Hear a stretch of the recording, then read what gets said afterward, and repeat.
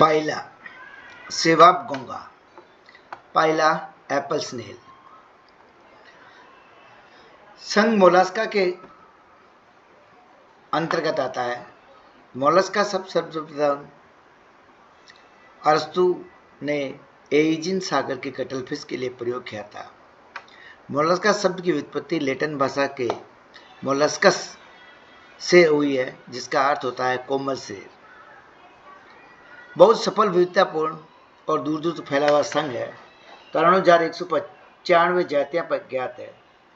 जातियों की संख्या के अनुसार आर्थ्रोपोडा के बाद दूसरा स्थान मोलस्का का ही है। उद्विकास की दृष्टि से इन्हें प्लास्टिक पदार्थ कहा जाता है, क्योंकि इनके आवास में परिवर्तन होने पर इनके स्वभाव और शरीर की बाह्य रूपरेखा में भी बदलाव हो जाता है। ये विशिष्ट प्रकार के आवासों तक सीमित रहते हैं तथा अधिकांश मंद रूप से गति करते हैं। इनका कोमल शरीर कठोर कवच में सुरक्षित रहता है। जीवाश्मों की काफी संख्या प्रारंभिक कैम्ब्रियन काल से ही परिरक्षित अवस्था में प्राप्त हुई है।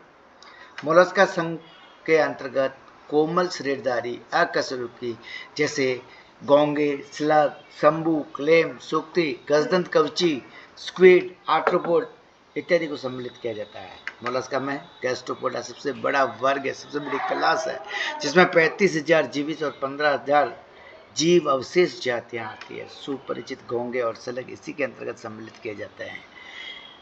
पाइला एक अलवण जलीय घोंगा है। भारत में इसकी 8 जातियां पाई जाती है। पाइला ग्लोबोसा उत्तरी भारत में मिलने वाली सबसे सामान्य जाति है। पाइला ग्लोबोसा का वर्गीकरण फाइलम पोलास्का, क्लास गैस्ट्रोपोडा, सब क्लास प्रोसोब्रेंचिया, ऑर्डर मिसोगैस्ट्रोपोडा, जीनस पाइला, स्पीशीज ग्लोबोसा। स्वभाव, आवास एवं परिस्थिति। पाइला ग्लोबोसा को सेवाब गोंगा या एप्पल स्नेल कहते हैं। पंजाब को छोड़कर उत्तरी भारत के तालों, कुंडों, तालाबों, झीलों, दलदलों, धान के खेतों में प्राय ये पाया जाता है। कभी कभी सरिताओं और नदियों में भी देखा जा सकता है, किसी कम खारे जल में भी देखा जा सकता है। ये उन जलाशयों में अधिकता में पाया जाता है जिसमें वेलिस्नेरिया और पिस्टे जैसे जलीय रसीले पौधे होते हैं। इनका मुख्य भोजन है ये माँ बख्शी है। अपने काइटिनी कवचों और रेडुला दांतों द्वारा पौधे को कतरनों को खाता है। एक्सटर्नल मॉर्फोलॉजी, पहले डायग्राम पर ले चलते हैं। यह डायग्राम है। Apex of the shell, penultimate और सबसे बड़ा बॉडी और lines of growth, periosteum, peristome, operculum, इधर छेद है तो अम्बिलिकस, ये इधर कॉलुमेला है तो कॉलुमेलर लिप या आउटर लिप। अब इसी को यहाँ देखें। एक्सटर्नल मॉर्फोलॉजी में सेल, पहला में आंतरिक कंकाल नहीं होता, कवच के रूप में बाह्य कंकाल पाया जाता है। कंकाल इसके रहने के लिए घर की भांति कार्य करता है। इसके कवच की आकृति गलूबाब और रंग पीला, भूरा या कुछ कालापन लिए हुए होते हैं। सरल संरचना में देखें तो कवच एक दीर्घित संरचना है। यह कवच एक दीर्घित संरचना है और ये जो संरचना इसमें दिख रही है इसको कोलुमेला कहते हैं। कोलुमेला को central axis of the shell कहा जाता है। कोलुमेला अपर्चर के द्वारा बाहर की ओर खुलता है। इधर एपेक्स है और ये सारी स्पाइरी है।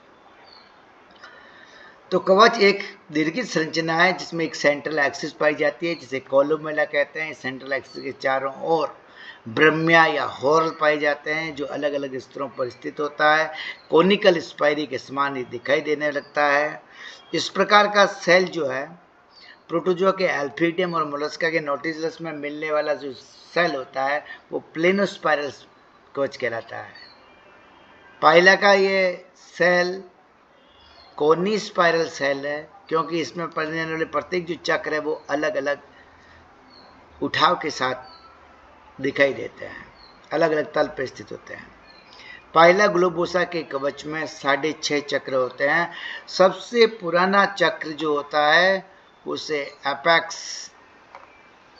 ऑफ द सेल कहा जाता है। दूसरा वाला जो चक्र होता है सबसे पुराने कवच एपेक्स ऑफ द सेल कहा जाता है।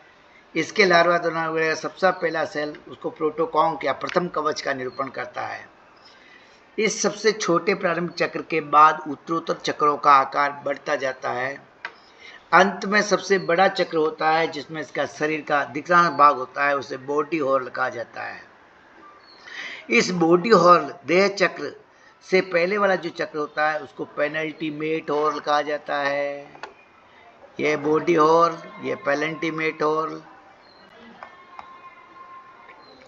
देह चक्रों छोड़कर सभी चक्रों की संपूर्ण श्रेणी को स्पाइरी कहा जाता है। पूरे के पूरे कवच में ये एक ही कोष होता है, इसलिए इसको यूनिलोक्यूलर सेल कहा जाता है। इन चक्रों के बीच में पट नहीं होता है। इन चक्रों की वृद्धि के लिए इसमें लाइन्स ऑफ ग्रोथ या वेरिसेस देखे जा सकते हैं। देह चक्र मुख द्वारा बाहर खुलता है जो कवच की अधर सतह पर स्थित होता है। इसके चिकने और सतत तट को पेरिस्टोम कहते हैं। बाहरी तट को आउटर लिप और कोलुमेला के निकट वाले तट को कोलुमेलर या इनर लिप कहा जाता है। कोलुमेला एक खोखली ऐंठनदार छड़ के समान संरचना होती है। जब इसमें छिद्र होता है तो इसको अम्बिलिकस और ऐसे सेल को अम्बिलिकेटेड सेल कहा जाता है। ये कोलुमेला, यहाँ इसके छिद्र होता है, यह छिद्र, इसलिए अम्बिलिकेटेड सेल है। जिनमें छिद्र नहीं होता है वो अनअम्बिलिकेटेड है।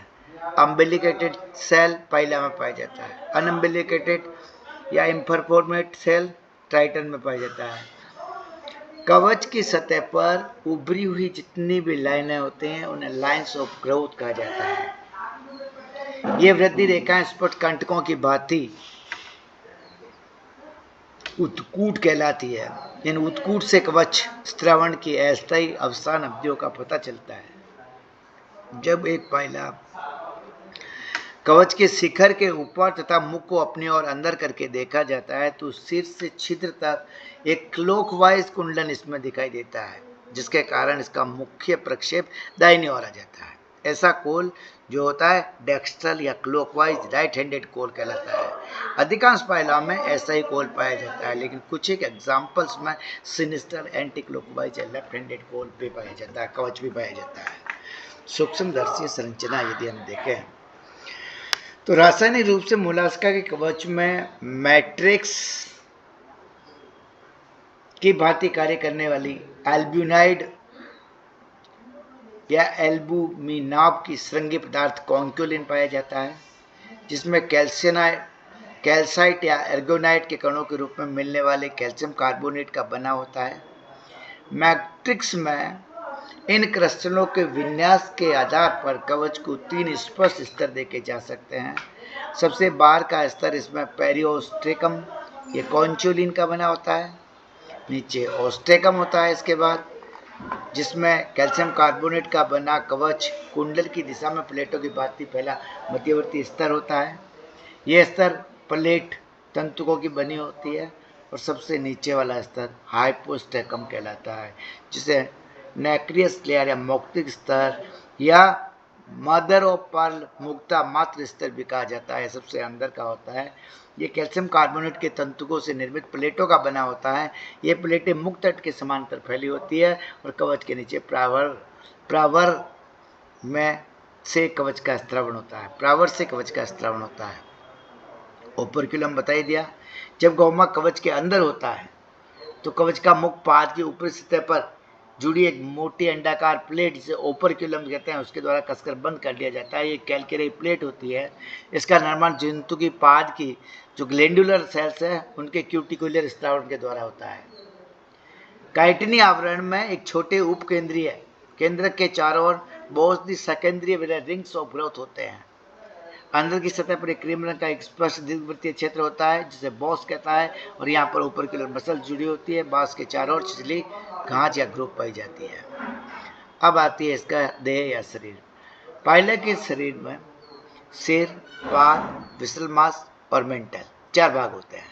हेड, फुट, विसल मास और मेंटल को पीलियम भी कहा जाता है। 4 भाग होते हैं। सिर और पाद दोनों मिलकर के हेड फुट कॉम्प्लेक्स बनाते हैं। विसल मास और पेलियम दोनों मिलकर विसरोपेलियल कॉम्प्लेक्स बनाते हैं। पाइला का सेल जो होता है द्विपार्श्व सममित होता है। ये इसका शरीर का भाग है। यदि हम देखें तो ये इसका हेड है, जिस पर ये दो जोड़ी स्पर्शक और एक जोड़ी आंखें पाई जाती है, हेड है। और हेड के नीचे ये निकला वाला ये वाला भाग फुट है। हेड और फुट दोनों लगे हेड फुट कॉम्प्लेक्स हो गया। ठीक है, ये इसका आवरण जो होता है वो मेंटल कहलाता है और ये ऊपर वाला विसरल मास कहलाता है। तो विसरल मास और मेंटल को पेलियम भी कहते हैं, इसलिए ये दोनों का विसरोपेलियल कॉम्प्लेक्स कहलाते हैं। यह इसके शरीर है। अब हेड के दोनों साइड में दो सूडोपीपोडियम पाए जाते हैं। लेफ्ट साइड में लेफ्ट सूडोपीपोडियम और राइट साइड में राइट सूडोपीपोडियम। ये बस सिंपल स्ट्रक्चर है। अब इसको हम पढ़ देते हैं। अब हम पढ़ते हैं कि जंतु में द्विपार्श्व सममिति पाई जाती है, बाद में द्विपार्श्व सममिति भी समाप्त हो जाती है और सबसे पहला भाग इसका सिर आ गया। ये शरीर का सबसे अगला मांसल भाग है, जो अभी देखा हमने पाद के ऊपर लटका हुआ है। आगे की ओर इसमें एक स्नाउट के रूप में बढ़ जाता है। इसी भाग में मुख स्थित है और मुख के दोनों ओर दो जोड़ी स्पर्शक पाए जाते हैं और एक जोड़ी नेत्र पाया जाता है। प्रथम जोड़ी स्पर्शक इनको लेबियल पेल्स कहा जाता है। ये टेपरिंग होते हैं, अधिक कॉन्ट्रैक्टाइल होते हैं। ये सिर के दाएं और बाएं पार्श्वों से निकली हुई संरचनाएं होती है, बेलन के आकार की।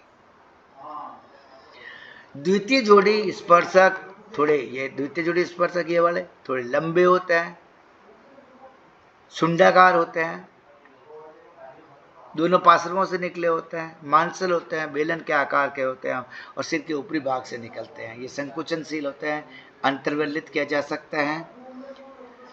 इसके पश्चात दोनों स्पर्शकों के पश्चात द्वितीय जोड़ी स्पर्शक के आधार पर एक छोटी सी वृंत सदृश संरचना देखी जा सकती है, जिस पर इसकी आई या ओमेंटोफोर लगी होती है। प्रत्येक द्वितीय स्पर्शक के आधार के निकट एक खूंटी के समान नेत्र वृंत होता है, जिसे ओमेंटोफोर निकलता है। इसके ऊपरी किनारे पर छोटा परंतु स्पष्ट नेत्र होता है। मुख दरार के समान उदग्र संरचना होती है, जो इस हेड पर स्थित होती है। प्रथम जोड़ी स्पर्शकों के बीच में मुख पाया जाता है। पाद, ये सिर के नीचे ये वाली संरचना जो होती है इसका पाद कहलाते हैं या फूट कहलाता है। शरीर का बड़ा भाग है, पेशीय भाग है, अदर संरचना का निर्माण करता है। पूर्ण रूप में प्रसारित होने पर त्रिभुज के जैसा इसकी आकृति हो जाती है। इसका शेष पीछे की ओर दृश्य रहता है। निचली सतह प्रचलन योग्य सतह तली चौड़ी चपटी चिकनी और दूसरे रंग की परत बनाता है। इसका पाद पिछला भाग इसके सिरे के ऊपर की ओर प्राचंद ओपर्क्यूलम कहलाता है। पाद के अंदर खींच लिया जाता है और ओपर्क्यूलम को कवच के मुख से कसकर बसट कर दिया जाता है। पाद घोंघे का प्रचलन अंग होता है। पेशियों की लंबाई और आड़ी स्थिति में व्यवस्थित होने के कारण यह अत्यंत संकुचित होता है। इसके अंदर पीडल ग्लैंड स्थित होती है, जो स्लाइम का स्त्रावण करती है, जिससे चलते समय जहाँ भी ये चलता है एक अवपंकी चिन्ह पीछे छूटता जाता है, जो सूखने पर चांदी की तरह चमकता है। सिर पाद कॉम्प्लेक्स एक छोटी और सुस्पष्ट ग्रीवा द्वारा आंतरिक पूंज से जुड़ा हुआ होता है। आंतरांग पूंज, ये ऊपर वाला पोर्शन जो है आंतरांग पूंज या विसरल मास कहलाता है। शरीर के पृष्ठ सतह पर होते हैं। शरीर के सभी अंतरांग इसी भाग में होते हैं। कोमल होता है, दूसर होता है, गहरे भूरे रंग का होता है। इसमें स्पिरल रूप से कुंडलित होता है। इस कवच का देह चक्र शिखर भाग में समाया रहता है। कोलुमेला तल के विपरीत दूसरे तल पर अधिक तेजी से वृद्धि करने के कारण यह फिसल मास कुंडलित हो जाता है। इसमें टॉर्सन के सिद्धांत को प्रदर्शित किया जाता है। अब आ जाती है इसके आगे वाला भाग जो मेंटल या पेलियम कहलाती है। इसको हिंदी में प्रावर कहा जाता है। आंतरांग पूंज की त्वचा एक पतला कोमल आवरण बनाती है, जिसे मेंटल या पेलियम कहा जाता है। यह मोलस्का का लाक्षणिक विशेषता है। प्रावर मोटी और वर्णक युक्त होकर जंतुओं के चारों ओर कवच में सिकुड़ने के लिए उसके सिर और उपांगों के चारों ओर ढककर एक सुरक्षित हुड का कार्य करती है। प्रावर के मोटे और स्वतंत्र किनारे के साथ साथ एक सक्रिय अधिसीमांत खांच या सुप्रा मार्जिनल ग्रूव पाई जाती है। इस खांच के पीछे एक मोटी पट्टी होती है। इसी में सेल सेक्रेटिंग ग्लैंड्स होती है, कवच का स्त्रावण करने का कार्य करती है। कवच पेरिओस्टेकम और ओस्टेकम स्तर क्रम से खांच और कवच ग्रंथियों द्वारा स्त्रावित किए जाते हैं। हाइपोस्टेकम का स्त्रावण प्रावर की सामान्य उपकला से होती है। कवच की पेरिओस्टेकम और ओस्टेकम भित्तियों का जो स्त्रावण होता है वो खांच की कवच ग्रंथियों के द्वारा होता है, और हाइपोस्टेकम का स्त्रावण कवच की जो है उपकला कोशिका होती है मेंटल की, उसके द्वारा किया जाता है। सिर के दाएं बाएं दोनों तथा पाद के ऊपर प्रावर जो होता है अत्यंत संकुचित दो मांसल लोब बनाता है। इन्हें न्यूक्ल लोब्स कहा जाता है या कंदरा पालिया कहा जाता है। इन्हें सूडोपिपोडिया भी कहा जाता है। इन पालियों को बाई पाली दाई पाली के अपेक्षा अधिक लंबी होती है और यह वायवीय श्वसन के लिए रेस्पिरेटरी साइफन का निर्माण करने का कार्य करती है बाई पाली। अब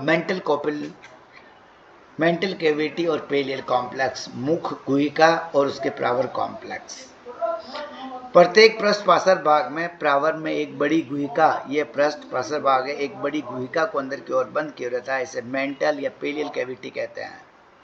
सुरक्षा विश्राम के समय अपने सिर एवं बाद में पाद को इस गुहिका में समेट लेता है।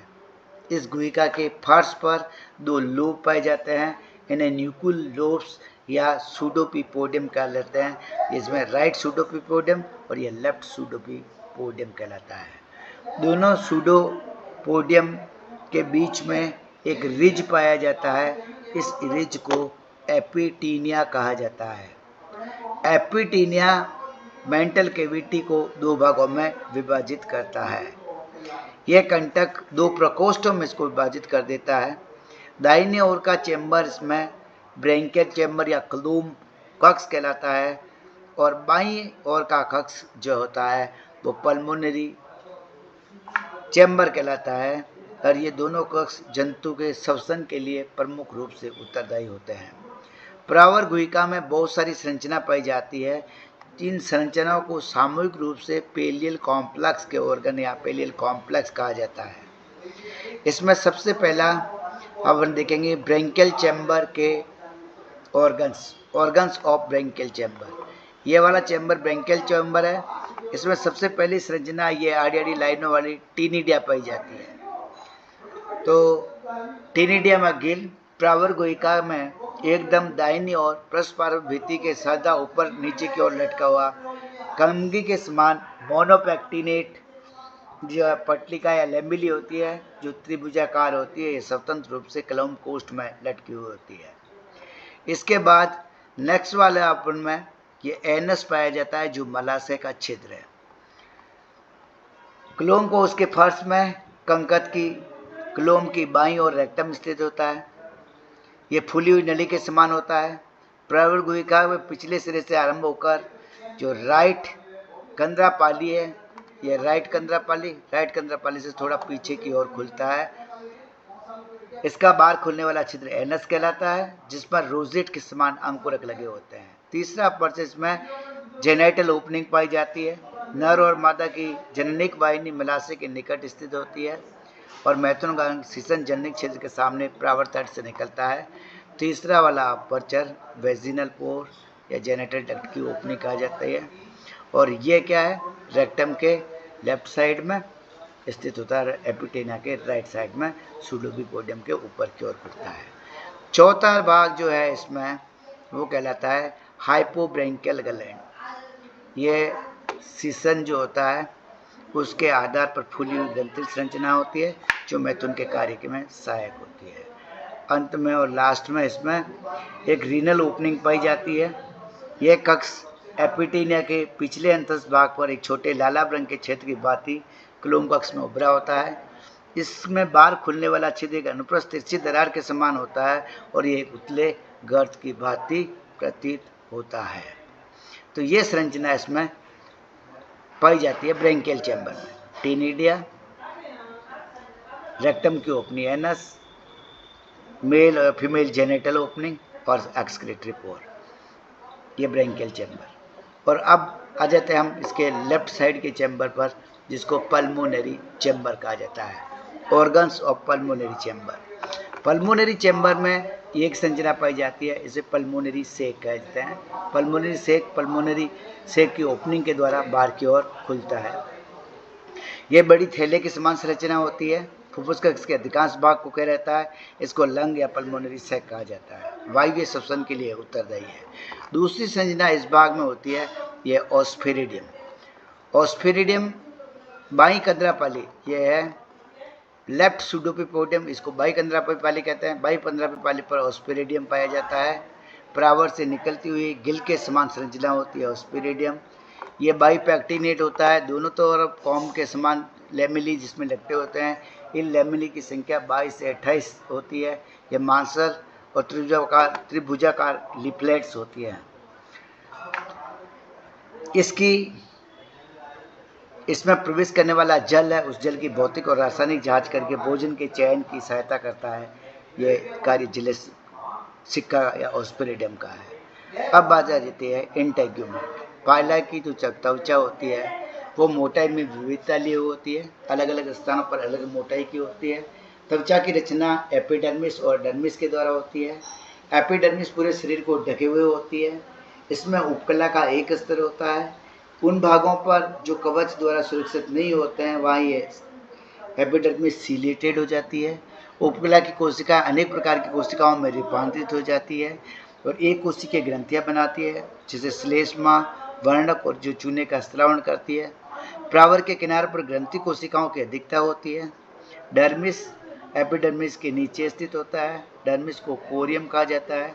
ये पेशी तंतु और योजी ऊतक की बनी होती है और नीचे स्थित ऊतकों से स्पष्टता पृथक नहीं होती है, जिसमें वर्ण कोशिकाओं की अधिकता पाई जाती है। लोकोमोशन, पाइला अपने पाद के पेशीयुक्त तले, पाद का इसमें सोल बन जाता है, उस पर विसर्पी गति करता है। मांसपेशियों के पीछे से आगे या आगे से पीछे की ओर बार बार संकुचन और प्रसारण से उत्पन्न तरंगों के द्वारा यह गति करता है। विसर्पण करते समय यह पाद की जो श्लेष्मा ग्रंथियां है उससे पीछे की ओर एक अवपंक्ति पथ छोड़ता है। यह पथ प्रारंभ में चिपचिपा होता है, बाद में कड़ा हो जाता है और चांदी की तरह चमकता हुआ भी देखा जा सकता है। सीधा यह सतह पर गति नहीं करके अपन स्वयं के द्वारा बने हुए कालीन रूपी अवपंक्ति पथ पर ही गति करता है। पाद के साइनस में रुधिर जो है चाप स्फीति या मांसपेशियों की क्रिया के सम्मिलित प्रभाव से प्रजनन पाद में विस्तार को होता है। इसके विपरीत रुधिर चाप की स्फीति के अभाव में पेशियों की क्रिया में पाद जो है संकुचित हो जाता है। पाचन तंत्र, पाइला की आहारनाली कुंडित नली है, मुख से आरंभ होती है, गुदा पे खत्म होती है। इसके अलावा विशेष रूप से रूपांतरित भाग होता है। संपूर्ण आहारनाल को फोरगट, मिडगट और हाइंडगट, अग्रांत्र, मध्यांत्र और पश्चांत्र 3 भागों में विभाजित किया जाता है। अग्रांत्र में मुख गुहिका और ग्रसिका आती है, मध्यांत्र में आमाशय और आंत आती है, पश्चांत्र में मलाशय आता है। पहले मुख गुहिका और ग्रसिका। मुख गुहिका ये वह कक्ष होती है जिसमें मुख खुलता है, मुख गुहिका कहलाती है। क्यूटिकल के द्वारा आश्रित होती है। बड़ी मोटी भित्ति वाली पेशीय नाखाकार संरचना है। इसे मुख पूज बक्कल मांस के द्वारा घिरी रहती है। इसकी भित्ति गति के लिए पेशियों के कई समुच्चय होते हैं जिनके द्वारा रेडुला में गति होती है। अगर बक्कल मस्क्यूलेचर को हम देखें तो पहले हम डायग्राम देख लेते हैं। ये बक्कल कैविटी है, इसका मस्क्यूलेचर है। एक median dorsal muscle, anterodorsolateral muscle, ये एंटेरो डोर्सोलेटरल मसल, या पोस्टीरियर डोर्सोलेटरल मसल्स। इसके 3 जोड़ी वेंट्रल मसल्स और एक पार्श्वअधरी पेशियाँ पाई जाती है। तो यहाँ हमने बक्कल पेशी में प्रोटेक्टर मसल्स होती है। प्रोटेक्टर मसल्स में एक मीडियन डोर्सल का, एक एंटेरोडोर्सल मसल एक जोड़ी, 3 जोड़ी एंटेरोडोर्सल मसल्स, 2 जोड़ी पोस्टीरियर डोर्सल मसल्स, 3 जोड़ी एंटीरियर मसल्स ये वेंट्रल सरफेस पे होती है और 1 जोड़ी पार्श्वअधरी पेशियाँ होती है। ये पेशियाँ मुख्यतः इसमें पाए जाने वाले कार्टिलेजेस के प्रोट्रूशन से संबंधित है। मुख पुंज के प्रोट्रूशन एवं डिप्रेशन में ये सहायक होती है। दूसरी संरचना इसके जो बक्कल कैविटी में आती है उसमें आते हैं प्रगान एवं जबड़े, वेस्टिब्यूल्स और चाह। इस सेकंड वाले डायग्राम को यदि हम देखेंगे तो वेस्टिब्यूल्स जा रहे हैं। माउथ जहाँ खुला है ये वाली संरचना इसकी वेस्टिब्यूल्स कहलाती है। वेस्टिब्यूल्स में एक ये ऊपर का जबड़ा है, ये कैविटी है, इसमें उभरी हुई संरचना है। इस उभरी हुई संरचना में कार्टिलेज है, लेटरल कार्टिलेज कहलाता है, इसको ओडोंटोफोर का लेटरल कार्टिलेज कहलाता है। आगे की ओर सब रेडुलर ऑर्गन निकला हुआ है, पीछे की ओर इसमें ये लंबी सी संरचना निकली हुई है, रेडुला कहलाता है। रेडुला जिसमें से रेडुलर सेक कहलाता है। ऊपर का पोर्शन इसका बक्कल कैविटी कहलाता है, जहाँ बक्कल ग्लैंड्स आकर के खुलती है। इसका यदि डिस्क्रिप्शन को हम देखें तो मुख गुहिका में 2 जबड़े पाए जाते हैं, एक आगे की ओर नली के आकार का भाग जो वेस्टिब्यूल कहलाता है, दूसरा पश्च भाग होता है, वेस्टिब्यूल और पोस्टीरियर पार्ट। अब वेस्टिब्यूल के पिछले भागों के दोनों पृष्ठपार्श्व तलों पर 2 मोटे जबड़े होते हैं, एक जोड़ी मोटे जबड़े होते हैं, पतली क्यूटिकली मेम्ब्रेन के द्वारा जुड़े होते हैं। प्रत्येक जबड़े का अग्र काटने वाला दांत टर्नकेटेड या रुंडी होता है। इस पर असंख्य छोटे छोटे 2 या 3 बड़े दांतों के समान प्रवर्त बने होते हैं। प्रवाहन की जो वेस्टिब्यूल की भित्ति है उसमें अनुदैर्ध्य पेशी रेशे देखे जा सकते हैं। माउथ की स्पिनेक्टर इसमें पाई जाती है। अवरोधनी भोजन ग्रहण करते हैं, इसमें मुक्त द्वार का नियमन करने का कार्य करती है, जबड़ों को चलाने का कार्य करती है। इसमें एक संरचना पाई जाती है, उभरी हुई संरचना। ये उभरी हुई संरचना ओडोंटोफोर कही जाती है। इस ओडोंटोफोर को यदि हम देखें तो इसमें उपास्थियों के 2 समुच्चय पाए जाते हैं। एक जोड़ी इसमें सुपीरियर कार्टिलेज है और एक जोड़ी जो है लेटरल कार्टिलेज होता है। ये इसमें उभार का निर्माण करने का कार्य करता है, ओडोंटोफोर के उभार का। तो ओडोंटोफोर के उभार में 2 समुच्चय द्वारा समर्थित होते हैं। एक जोड़ी इसमें सुपीरियर कार्टिलेज होती है जो ओडोंटोफोर के शिखर पर उपकुला के नीचे पाई जाती है। एक जोड़ी एस आकार की लेटरल कार्टिलेज होती है जो तट मोटे और पृष्ठ तल पतले होते हैं, दाएं बाएं रहती है। ओडोंटोफोर के अग्रभाग में एक प्रवर्ध होता है जिसे सबरेडुलर ऑर्गन कहा जाता है। यह ओडोंटोफोर, इस ओडोंटोफोर का अगला भाग ये सबरेडुलर ऑर्गन है। सबरेडुलर अंग के नीचे एक सकरा अधोजिह्वा गुहिका या सबलिंगुअल कैविटी पाया जाता है।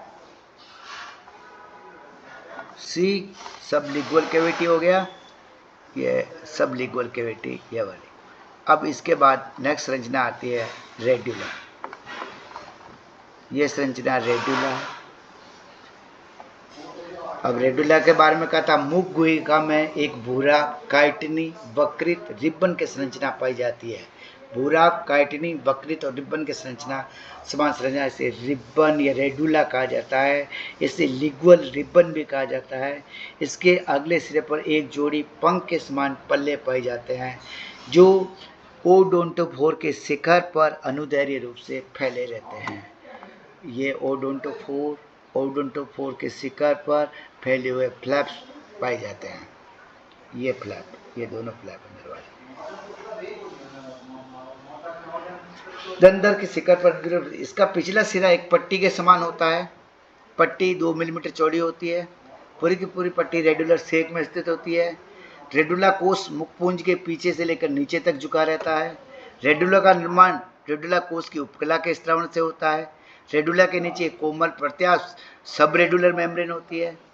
रेडुला की ऊपरी सतह पर असंख्य अनुप्रस्थ पंक्तियों में व्यवस्थित दांत होते हैं। प्रत्येक पंक्ति में 7 दांत पाए जाते हैं और ये 7 दांतों को देखो तो ये एक पंक्ति के दांत हैं। एक पंक्ति में जो 7 दांत पाए जाते हैं उसमें सबसे पहला दांत जो है मीडियन रेचिडियन, उसके बाद एक जोड़ी लेटरल, एक जोड़ी इनर मार्जिनल और एक जोड़ी आउटर मार्जिनल।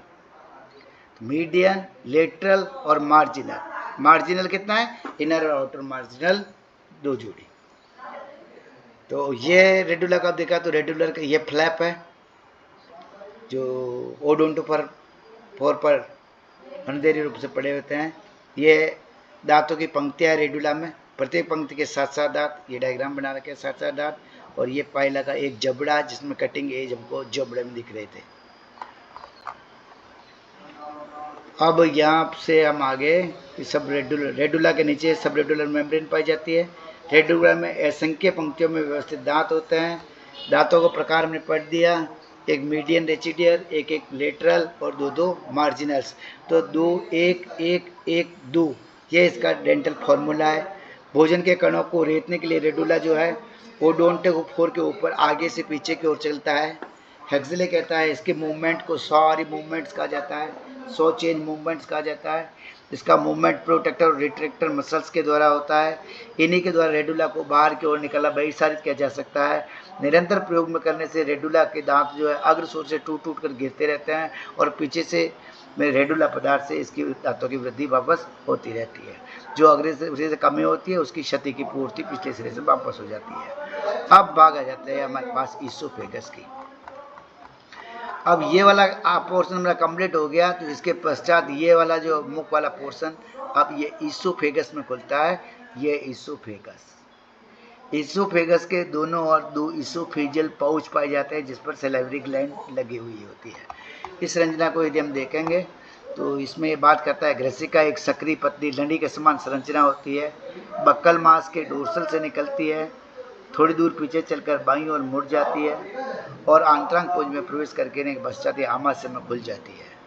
आमाशय जो होता है ये आमाशय इसका ये ईसोफेगस आई और ये बन करके आमाशय बन गया। आमाशय यू आकार की संरचना होती है जो 2 भागों में विभाजित होता है, एक कार्डिक स्टोमक और एक पाइलोरिक स्टोमक।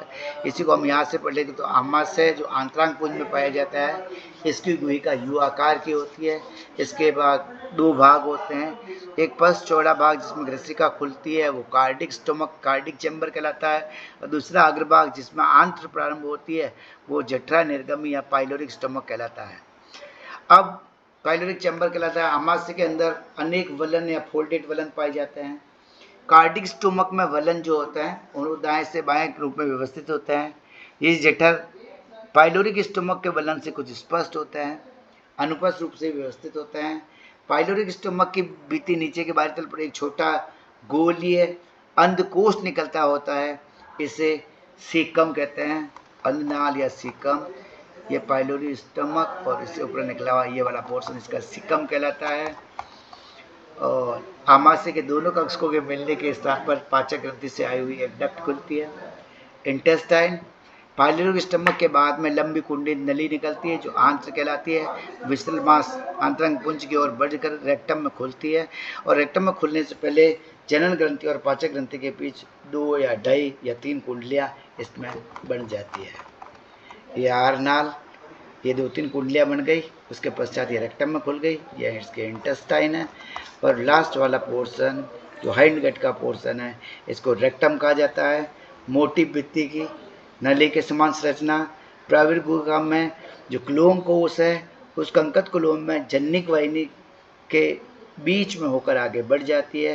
इसका बाहर खुलने वाला छिद्र गुदा कहलाता है जो राइट सूडोपिपोडियम के किनारे पर 6 मिलीमीटर दूर स्थित होती है। ये हमने देखा था फर्स्ट वाला पोर्शन।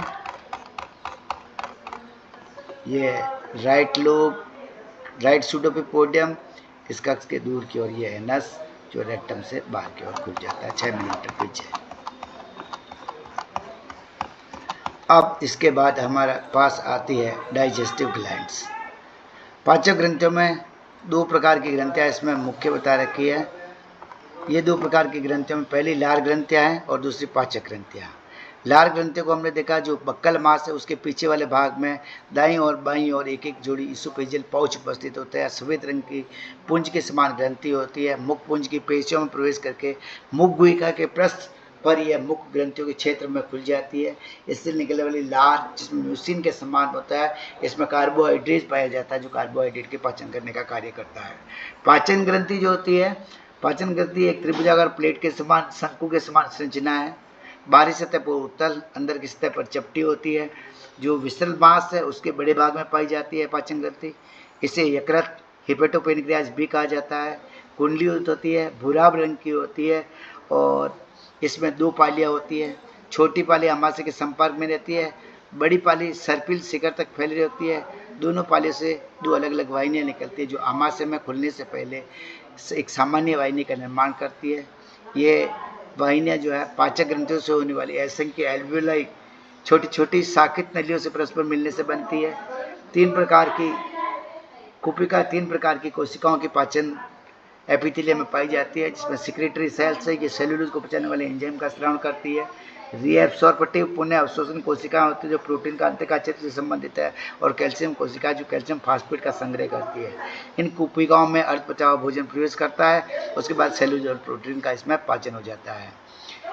ईसोफेजियल पाउच के बारे में हमने पहले बात किया। एक जोड़ी सरल गोलीय क्रीम रंग के ग्रेसिका कोष्ठ पर पाए जाते हैं। सक्रिय वाहिनी द्वारा मुख गुहिका में ग्रेसिका के जोड़ पर खुलता है। पाचक एंजाइम का स्राव करते हैं।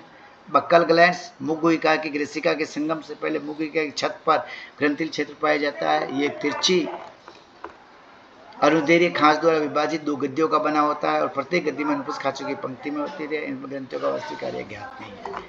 इन ग्रंथियों को मैं दिखा देता हूं आपको।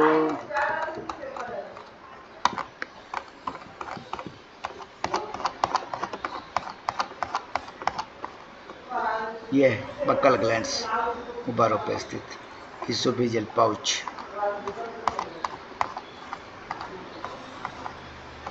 अब पाइला का भोजन। पाइला जलीय पौधे वेल्सनेरिया और पिस्टिया को खाता है। घोंगे मृत जंतुओं के उत्तक को भी खाते हुए देखा जा सकता है।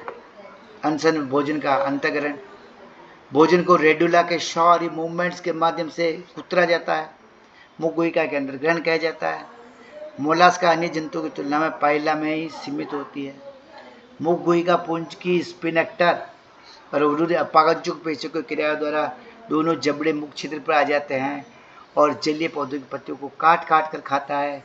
इसी बीच रेडुला भी आगे सरक जाता है और पत्तियों के टुकड़े जो इसके दांतों में फंस जाते हैं और उसे पीछे की ओर मुख गुहिका में पहुंचा दिया जाता है। इस प्रकार मुख गुहिका में ही काटा और पीसा जाता है। पाचन क्रिया। लार ग्रंथियों से सबसे पहले लार मिलेगी मुख गुहिका में, भोजन के साथ मिल जाती है, जिसमें स्टार्च पाई जाती है। उसमें पाए जाने वाला लार में पाया जाने वाला कार्बोहाइड्रेट एंजाइम इस स्टार्च को शर्करा में बदल देता है। आमाशय में भोजन पाचन ग्रंथि के रसों के द्वारा होता है। पाचक एंजाइम इसमें होता है। कशेरुकियों के अग्नाशिक रक्त पेनक्रेटिक जूस के समान जिसमें जूस होते हैं। आमाशय में एक्स्ट्रा सेलुलर डाइजेशन होता है। पाचन ग्रंथि में इंट्रासेलुलर डाइजेशन होता है। भोजन का अवशोषण पाचन ग्रंथि और आंत्र में होता है। मलाशय से अपचा हुआ भोजन क्लोम कक्ष में पहुंचाया जाता है, जहां से बाहर की ओर जाती हुई जल की धारा के साथ जो राइट सूडोपिपोडियम है उस पर डिस्चार्ज कर दिया जाता है। श्वसन तंत्र। पाइला जलीय और वायवीय दोनों प्रकार के श्वसन करता है। एम्फीबियस प्रकृति का है। दोनों प्रकार की श्वसन क्रिया को ठीक ठाक संचालित करने के लिए इसमें जलीय श्वसन हेतु एक गिल पाया जाता है जो टीनिडियम कहलाता है, और वायवीय श्वसन हेतु इसमें पल्मोनरी सैक होता है जो लंग के भांति कार्य करता है। यह बाईं और दाईं न्यूक्लियल लोब्स जो है श्वसन की क्रिया में सहायक संरचना के रूप में उपयोग में लाई जाती है। रेस्पिरेटरी ऑर्गन को देखें तो टीनिडियम, ये टीनिडियम है। टीनिडियम में जो एक टीनिडियल एक्सिस होती है उससे सारे के सारे टीनिडिया के लेमिले लगे होते हैं। ये लेमिले बीच में बड़े आकार के और दोनों किनारों की तरफ छोटे होते जाते हैं। टीनिडियम की बात करें तो टीनिडियम कंघी के समान संरचना है। एक ही दिशा में सारे लेमिले लिखे होते हैं। ये मोनोपेक्टिनेट है जो क्लोम कक्ष में दाहिनी और पृष्ठपार्श्व भित्ति से लटका रहता है। लंबी एक्सिस जो एक सेंट्रल टीनिडियल एक्सिस कहलाती है, यह टीनिडियल एक्सिस प्राइमर भित्ति से जुड़ी होती है। अब इस टीनिडियल एक्सिस में क्या होता है, एक एफरेंट और एक इफरेंट रुधिर वाहिनी आती है।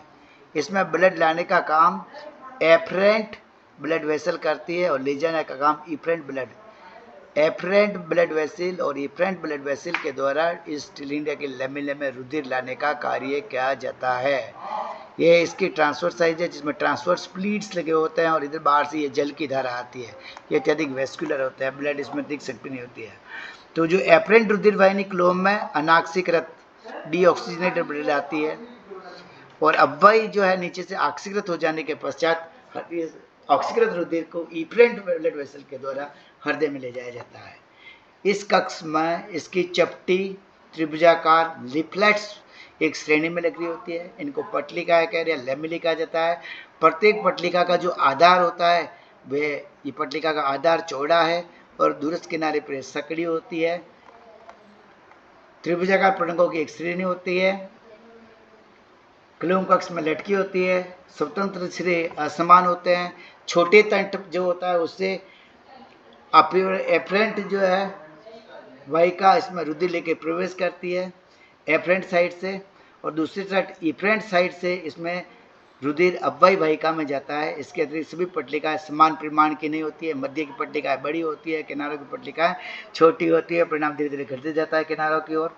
प्रत्येक पटलिका अग्र और पश्च दो तलों पर ट्रांसवर्स प्लीट्स पाए जाते हैं जिसमें ब्लड वेसल्स होती है। यहाँ पर जो है जल में घुले हुए रुधिर के साथ इसका विनिमय होता है ऑक्सीजन और कार्बन डाइऑक्साइड का। रुधिर अव्वयी वाहिका से अव्वयी वाहिका में ट्रांसफर प्लेट्स पर प्रभावित होता है। ये जल की धारा। अब यहाँ पर कहता है कंकत क्लोम में बाईं ओर की पार्श्व सुप्रा इंटेस्टिनल गुच्छिकाओं से तंत्रिकाएं फैली रहती है। कंकत क्लोम में बाईं साइड की प्लूरल जो गैंग्लियन है और सुप्रा इंटेस्टिनल गैंग्लियन, वहाँ से तंत्रिका आती है जिसको तंत्रिका की आपूर्ति करती ज्ञात करती है। वास्तव में बाईं ओर का अंग है और ये बाईं ओर का है, लेकिन दाईं ओर में दिखाई दे रहा है। परिवर्तन में इसमें टॉर्सन हो गया, इसलिए दाहिनी ओर गया है। हिस्टोलॉजी देखें तो प्रत्येक पटलिका की उपकला का दोहरा स्तर होता है। दोहरा उपकला के स्तर के बीच में एक गुहिका पाई जाती है। यह उपकला का दोहरा स्तर, बीच में space between two epithelial layers, ये दो एपिथेलियल लेयर्स के बीच में स्तर है। प्रत्येक उपकला स्तर में यदि हम देखें तो नॉन सिलेटेड कॉलमनर सेल और सिलेटेड कॉलमनर सेल्स और ग्लैंडुलर सेल्स, तीन प्रकार की कोशिकाएं पाई जाती है। ये नॉन सिलेटेड एपिथेलियल सेल्स, ये सिलेटेड एपिथेलियल सेल्स और ये नॉन सिलेटेड एपिथेलियल सेल्स। इसके अलावा इसके बीच में ग्लैंडुलर जो है सेल्स भी पाई जाती है। दोनों उपला स्तर कनेक्टिव टिश्यू से जुड़े होते हैं, बेसमेंट मेम्ब्रेन पद्धति से होते हैं। उसके नीचे कनेक्टिव टिश्यू और मसल फाइबर पाया जाता है और पेलियल एपिथेलियम होती है। टिनिडल एक्सिस और मेंटल वाला साथ में पोर्शन इसमें दिखाया गया है। कनेक्टिव टिश्यू की परिस्थिति है। अब आता है इसके वायवीय कोष के लिए, इसमें पल्मोनरी सैक पाया जाता है। फर्स्ट वाले चित्र में पेरियल कॉम्प्लेक्स के ऑर्गन में हमने देखा था कि इसमें पल्मोनरी चैम्बर होता है। एक पल्मोनरी चैम्बर जो है पल्मोनरी सैक के द्वारा, ये पल्मोनरी चैम्बर है, ये ओपनिंग ऑफ पल्मोनरी सैक के रूप में कार्य करता है। पल्मोनरी चैम्बर जो वायवीय रेस्पिरेशन के लिए उत्तरदायी है। इसको यदि हम यहाँ से पढ़ें तो ये कह रहा है कि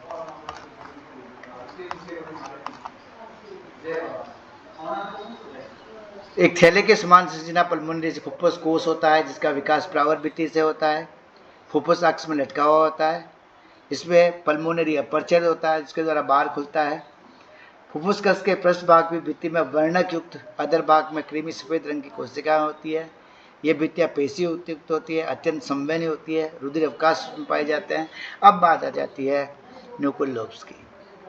प्रत्येक जो पाइला है उस पाइला में लेफ्ट और राइट साइड में दो न्यूक्लियल लोब पाए जाते हैं। लेफ्ट साइड का लेफ्ट न्यूक्लियल लोब, राइट साइड का राइट न्यूक्लियल लोब कहलाता है। ये प्रावरण की जो संकुचन संरचना होती है, ये इसका सिर है, दाएं और बाएं पार्श्व में रहती है। दोनों कंदरा पाइलिया जो है प्रावर गुहिका के अंदर लेने और बाहर निकालने हेतु क्रम से प्रवेश और निकास के लिए नलियां निर्माण करने का कार्य करती है। तो ये इनके नलियां जब बन जाती है तो वाटर करंट को अंदर प्रवेश करती है लेफ्ट न्यूक्लियल लोब से, और राइट न्यूक्लियल लोब से वाटर करंट बाहर की ओर निकल जाती है। अपने मार्ग में जल की धारा पहले ऑस्मिडियम के द्वारा इसका रासायनिक परीक्षण किया जाता है, फिर एपिटेनियल रिज के ऊपर होकर टिनिडियल को जल में धोती हुई वापस जल की धारा जो है राइट न्यूक्लियल लोब से बाहर की ओर निकल जाती है। जल इस प्रकार इसमें परिवहित होता है। तो सिर को बारी बारी से बाहर निकालने और अंदर सुकड़ने से ये जल की धारा उत्पन्न होती है। एपिटेनिया का ऊपर उठना, प्रावर गुहिका का नीचे गिरना, कलोम कटले जो कलोम है कंकत, उसकी पटलिकाओं की सिलेटेड मेम्ब्रेन के शिला के स्पंदन के द्वारा भी जल की धारा उत्पन्न होती है। तो तीन क्रियाओं से जल की धारा उत्पन्न होती है। जल की धारा सिर के बारी बारी बाहर निकालने और अंदर सिकुड़ने के कारण। दूसरा जो है कंकत क्लोम की पटलिकाओं में उपस्थित शिला के स्पंदन के द्वारा। वायवीय श्वसन, इस प्रकार का जो श्वसन होता है जब पाइला जल के बाहर रहता है तब इसमें वायवीय श्वसन होता है। और वायवीय श्वसन के समय में इसका जो साइफन है वो साइफन का निर्माण करता है। साइफन से एक करंट पल्मोनरी सैक में, ये पल्मोनरी सैक है, पल्मोनरी सैक में एक जो सूडोपिपोडियम है वो साइफन का निर्माण करता है जिसमें इसमें वायु अंदर बहती है और बाहर की ओर निकलती है और ब्लड वेसल्स वहाँ फैली हुई है जो उसमें श्वसन का कार्य करे। इस प्रकार का श्वसन जल के बाहर रहते होता है, अंदर भी हो सकता है बाहर भी होता है। जल के अंदर रहते हुए घोंगा जल की सतह के निकट आकर इसकी जो लेफ्ट सूडोपिपोडियम है उस लेफ्ट सूडोपिपोडियम को एक नली के समान संरचना में परिवर्तित कर देती है। यह लेफ्ट सूडोपिपोडियम से नली के समान संरचना बनती है, इसको साइफन कहा जाता है। साइफन के ऊपर एक छिद्र बनता है जो जल की सतह से बाहर निकला होता है।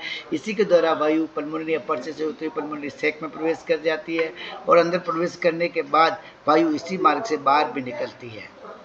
इस प्रकार पल्मोनरी कोष में बारी बारी से संकुचित प्रसारित होता रहता है। इस प्रक्रिया एपिटेनो को ऊपर उठाकर प्रावर्त भित्ति को दबा देती है और कोलोन कोष में नहीं जाने देती है। इस प्रकार इसका श्वसन कम हो। जब कभी जल की सतह साफ होती है तो साइफन का छिद्र का तट फैलाकर कीप के समान संरचना बना देता है और घोंघा अपनी स्थिति को ठीक कर देता है। फुफ्फुस कोशिका की भित्ति में रुधिर कोशिकाएं कोट रही होती है। बहते हुए जल के संपर्क में जल में घुली हुई ऑक्सीजन को भीतर ले लिया जाता है, कार्बन डाइऑक्साइड को बाहर विसरण की क्रिया के द्वारा निकाल दिया जाता है। ग्रीष्म निष्क्रियता के समय पाइला बहुत कम सक्रिय रहता है। उसका पूरा का पूरा शरीर सेल के द्वारा ढक जाता है और ओपर्क्यूलम का द्वारा बंद कर दिया जाता है। श्वसन क्रिया बहुत थोड़ी सी वायु जो पल्मोनरी सेक में होती है उसी के माध्यम से होती है। ये जल में इसके पूरे ऑर्गन फैले हुए हैं। हेड है, ये siphon form by the left nuclear lobe के द्वारा साइपन बढ़ा, यहाँ से हवा इसके साइपन कोष पल्मोनरी चेम्बर में आती रहती है। ये तो फूट है नीचे वाला। तो अब आ जाएगी हमारे पास ब्लड सर्कुलेटरी। ये डायग्राम इंपॉर्टेंट है, इसको याद करना है। Circulatory system, blood circulatory system Gill और लंग्स दोनों द्वारा श्वसन का दोहरा प्रबंध होने के कारण पाइला का रुधिर परिसंचरण तंत्र और अधिक जटिल हो गया है। रुधिर परिसंचरण तंत्र में इसमें पेरिकार्डियम, हार्ट, आर्टरीज, साइनसेस और वेन्स आते हैं। पेरिकार्डियम एक पतली भित्ति वाली अंडाकार कक्ष है। प्रावर गुहिका के ऊपर होता है। देही चक्र की बाईं ओर स्थित होता है। यह आगे की ओर का आमाशय और पीछे के पाचन ग्रंथियों तक फैला होता है। इसमें रीनो पेरिकार्डियल अपर्चर के द्वारा ये पोस्टीरियर रीनल चैम्बर में खुलता है। हृदयावरण गुहिका वृक्कों में जुड़ी रहने के कारण वास्तविक द्वितीय गुहिका का निर्माण करती है और भ्रूण में जननी कोशिकाएं इसकी भित्ति से विकसित होती है। हार्ट, पेरिकार्डियम के अंदर हृदय बंद रहता है। हृदय दो कक्षों का बना होता है, एक ऑरिकल का और एक वेंट्रिकल का। जो ऑरिकल का होता है आलिंद कहलाता है, पतली भित्ति वाला अत्यंत संकुचित त्रिभुजाकार कोष है। हृदयावरण के पृष्ठ भाग में स्थित होता है। पृष्ठ शिखर पर तीन शाखाएं इसमें आकर के मिलती है। तीनों इफ्रेंटिनिडियल वेन, इफ्रेंट्रीनल वेन और पल्मोनरी वेन। इफ्रेंटिनिडियल, इफ्रेंट्रीनल और पल्मोनरी वेन इसमें आकर के खुलती है। ऑरिकल वेंट्रिकल से ऑरिकुलो वेंट्रिकुलर ओपनिंग के द्वारा नीले में खुलता है। इसमें दो सेमिन्यूलर वाल्व्स पाए जाते हैं, दो अर्चंदाकार वाल्व। रुधिर को वापस आलिंद में आने से रोकता है, सीधा नीले में जा पाता है और इसके विपरीत नहीं आ पाता है। नीले जो होता है आलिंद के नीचे स्थित होता है, अंडाकार कोष होता है। ये हम हार्ट को देखें तो ये इसका ऑरिकल, आगे से इफ्रेंट्रीनल वेल, इफ्रेंटिनिडियल वेल, पल्मोनरी वेल तीनों आकर के ऑरिकल में खुलती है। ऑरिकल वेंट्रिकल में खुलता है। ऑरिकुलो वेंट्रिकुलर अपर्चर के द्वारा यहाँ दो जोड़ी सेमिनुलर वाल्व पाए जाते हैं, दो रुधिर को वापस उल्टे प्रवाह को रोकते हैं। वेंट्रिकल पीछे को विसरल अरोटा और सिपेलिक अरोटा में खुलता है। जो सिपेलिक अरोटा है उसके नीचे के ऊपर नीचे वाले भाग पर एरोटिक एम्पुला फुला हुआ पाया जाता है। इसके डायग्राम को इस डायग्राम से हम समझेंगे पूरा, पहले इसको देख लेते हैं। अब ये कहता है कि नीले की बात करें। नीले जो होता है आलिंद के नीचे की स्थिरता है, मोटी भित्ति वाला स्पंजी संयोजक का बना हुआ होता है। इसके अंदर पेशीय धागों का बना हुआ जाल पाया जाता है। इसकी गुहिका छोटी होती है। निचले सिरे पर एक एरोटिक एम्पुला पाया जाता है। इस एरोटिक एम्पुला नीले और माधमनी क्षेत्र पर दो सेमिनुलर वाल्व्स होते हैं। रुधिर को वापस माधमनी से नीले में वापस जाने से रोकते हैं। अब इसके बाद आती है इससे निकलने वाली धमनियाँ, एक तो सिपेलिक अरोटा है और एक विसरल अरोटा है। इससे सिपेलिक अरोटा और विसरल अरोटा दो धमनियाँ निकलती है। अब बात करते हैं इससे निकलने वाली सिपेलिक अरोटा की। तो पहले मैं चित्र दिखा देता हूँ, यहाँ से देखें। ये ऑरिकल है, ये इसकी एफरेंट पल्मोनरी वेन है, ये इफ्रेंटिनिडियल वेन है और ये रीनल वेन है, रीनल चैम्बर से आने वाली। तीनों आकर के ऑरिकल में खुली। ऑरिकल से ब्लड ऑरिकुलो वेंट्रिकुलर अपर्चर के द्वारा वेंट्रिकल में आया। वेंट्रिकल से यहाँ पर भी वाल्व है, यहाँ से चला जाएगा ये सिफेलिक अरोटा में और इधर चला जाएगा विसरल अरोटा में। पहले सिफेलिक अरोटा में चला जाएगा, वहाँ पर नीचे क्या स्थित है, एरोटिक एम्पुला स्थित होता है और पाइलिडी कुल के सदस्यों में एरोटिक एम्पुला पाया जाता है। सिपेलिक अरोटा जब आगे की ओर बढ़ती है तो इसमें से जो शाखाएं निकलती है वो तीन शाखाएं हैं। कौन कौन सी तीन शाखाएं? एक क्यूटेनस आर्टरी निकलती है, एक जो त्वचा में जाती है, इसोफेजियल आर्टरी जो इसोफेगस में जाती है, और मेंटल की भित्ति में जाने वाली लेफ्ट पेलियल आर्टरी यहाँ पर निकलती है। जहाँ क्यूटेनस आर्टरी निकलती है उसके विपरीत सिरे पर एक इसमें पेरिकार्डियल आर्टरी निकलती है जो हृदय आवरण में रुधिर पहुंचा देती है। इसके बाद में सिपेलिक अरोटा आगे की ओर बढ़ जाती हुई दाहिने भाग में चली जाती है। यहाँ पर यह राइट पेलियल आर्टरी होगी। तो राइट पेलियल आर्टरी में कौन कौन सी भुजा और जिसके साथ जुड़ेगी, इसमें जुड़ेगी pineal artery, right siphonal artery, optic, optic के बाद में टेंटिक्युलर, और टेंटिक्युलर के बाद में पीडल, और पीडल के बाद में रेडुलर शेप की आर्टरीज। ये सब मिलकर के कौन सी, दाहिनी जो है राइट पेलियल, ये तो होगी लेफ्ट पेलियल और ये होगी राइट पेलियल। राइट पेलियल में ये भुजाएं और आकर के खुल करके सिपेलिक अरोटा का निर्माण करेगी। अब पीछे की ओर देख लीजिए विसरल अरोटा।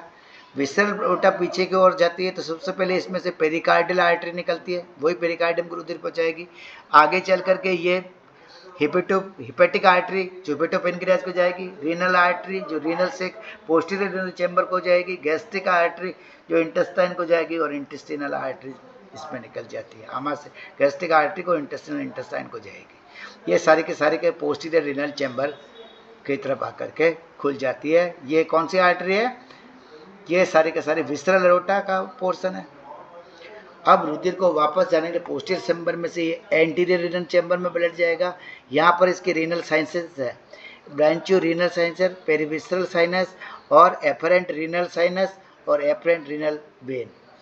ये efferent renal sinus, perivisceral sinus और ब्रांचियो रीनल साइनस से ब्लड इकट्ठा होता हुआ कहाँ चला गया, एफरेंट टिनिडियल वेन में चला गया। एफरेंट टिनिडियल वेन में टिनिडिया में जाएगा, टिनिडिया में इसका ऑक्सीजनेशन होगा और इफरेंट टिनिडियल वेन के द्वारा जो है ये इफरेंट टिनिडियल वेन द्वारा वापस ऑरिकल में आ जाता है। पोस्टीरियर चैम्बर से ब्लड जो टिनिडियल वेन है उसके द्वारा भी ऑरिकल में जाएगा। तो ये इसके ब्लड का सर्कुलेशन है। अब यहाँ से देख लेते हैं हमने इसका नीले को देख लिया। नीले को देखने के बाद इसमें निकलने वाली धमनियाँ सिपेलिक और विसरल अरोटा। सिपेलिक अरोटा की बात करें तो सिपेलिक अरोटा बल के समान तंबिका होती है, पायलिटिकुल में पाई जाती है, रुधिर के परिसंचरण में सहायता करती है। महाधमनी खुलने पर अनेक कपाटियों का इसमें अभाव होता है। सिपेलिक आर्टरी सबसे पहले क्यूटेनस में खुलेगी, क्यूटेनस आर्टरी, फिर इसोफेजियल आर्टरी में, तीसरी लेफ्ट पेलियल आर्टरी में जाएगी, रुधिर को ले जाती है। इसके अलावा इसमें पेरिकार्डियल आर्टरी निकलती है जो हृदयावरण में रुधिर देती हुई जाती है। वृक्क अक्ष के में प्रवेश करके जो है रीनल ब्रांचेज होती है जो दोनों वृक्क और जनिक अंगों को आंशिक रूप से रुधिर देती है। इसके पश्चात जो सिपेलिक आर्टरी होती है वो पेरिविसरल साइनस से होती हुई कुछ दूर तक ग्रसिका के दाएं बाएं तल में पहुंच जाती है। छोटी छोटी जगह ग्रसिका भित्ति और प्रावृत गुहिका के फर्स्ट में रुधिर जाती है। दाहिनी ओर से एक बड़ी शाखा में 3 धमनियां में विभाजित होती है, right पेलियल artery, right siphonal artery और पीनियल आर्टरी कॉर्पोरेट ऑर्गन से रुधिर ले जाती है। इसके अतिरिक्त जो है इसमें रेडुलर से की बात करी हमने, ऑप्टिक आर्टरीज की बात करी, टेंटिकुलर आर्टरीज की बात करी, पीडल आर्टरीज की बात करी, यह अनियमित जाल का निर्माण करती है। विसरल अरोटा की बात करें, नीचे की ओर विसरल अरोटा जाती है, असंख्य शाखाओं में विभाजित हो जाती है। सबसे पहले इसमें पेरिकार्डियल आर्टरी निकलती है, फिर गैस्ट्रिक आर्टरी निकलती है जो आमाशय को, इंटेस्टिन निकलती है जो आंत को, जो रीनल निकलती है वो पोस्टीरियर रीनल चैम्बर की छत को जाती है। इसके अलावा इसमें डाइजेस्टिव ग्लैंड्स में जाती है, गोनेट्स में जाती है और इंटेस्टिनल आर्टरीज का दूसरा सेट आंत में जाती है। रीनल आर्टरीज जो है एंटीरियर रीनल चैम्बर की छत को जाती है। ये जनिक वाहिनियाँ अंतस्थ भाग में रुधिर बन जाती है और वितरण के बाद में ये अंतरंग महाधमनी अंत में मलाशय की भित्ति में जाकर के समाप्त हो जाती है। अब आती है इसके साइनसेस और कोटर। इसके शरीर के भागों में विभिन्न प्रकार की धमनियाँ उनकी शाखाओं द्वारा रुधिर लाई जाती है। ये रुधिर जो विभिन्न प्रकार के अवकाशय या लैक्यूनिन इसमें जाती है। कुछ अवकाशिका और केशिकाओं की बात होती है।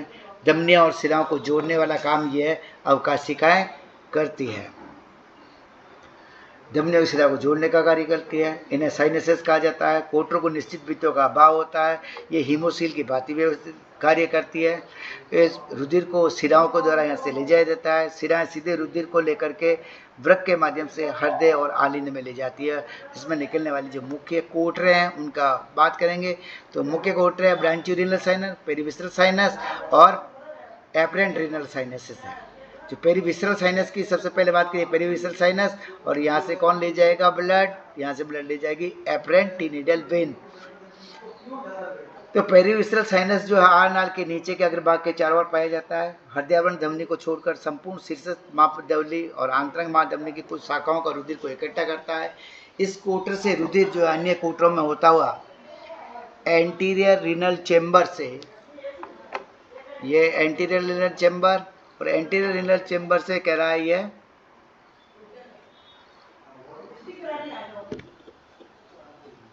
पल्मोनरी कोटर में जाता है। मलाशय भित्ति और जनरल वाहिनी अंतिम भागों से यहाँ शाखा सीधा जो है एफरेंट टीनिडियल वेन में चला जाएगा। ये एफरेंट टीनिडियल वेन है, ये ब्रेंचियल रीनल साइनस, ये पेरिविसरल साइनस, एफरेंट टीनिडियल वेन से टीनिडियम में रुधिर चला जाता है। दूसरा पेरी इंटेस्टिनल साइनस आता है। पेरी इंटेस्टिनल साइनस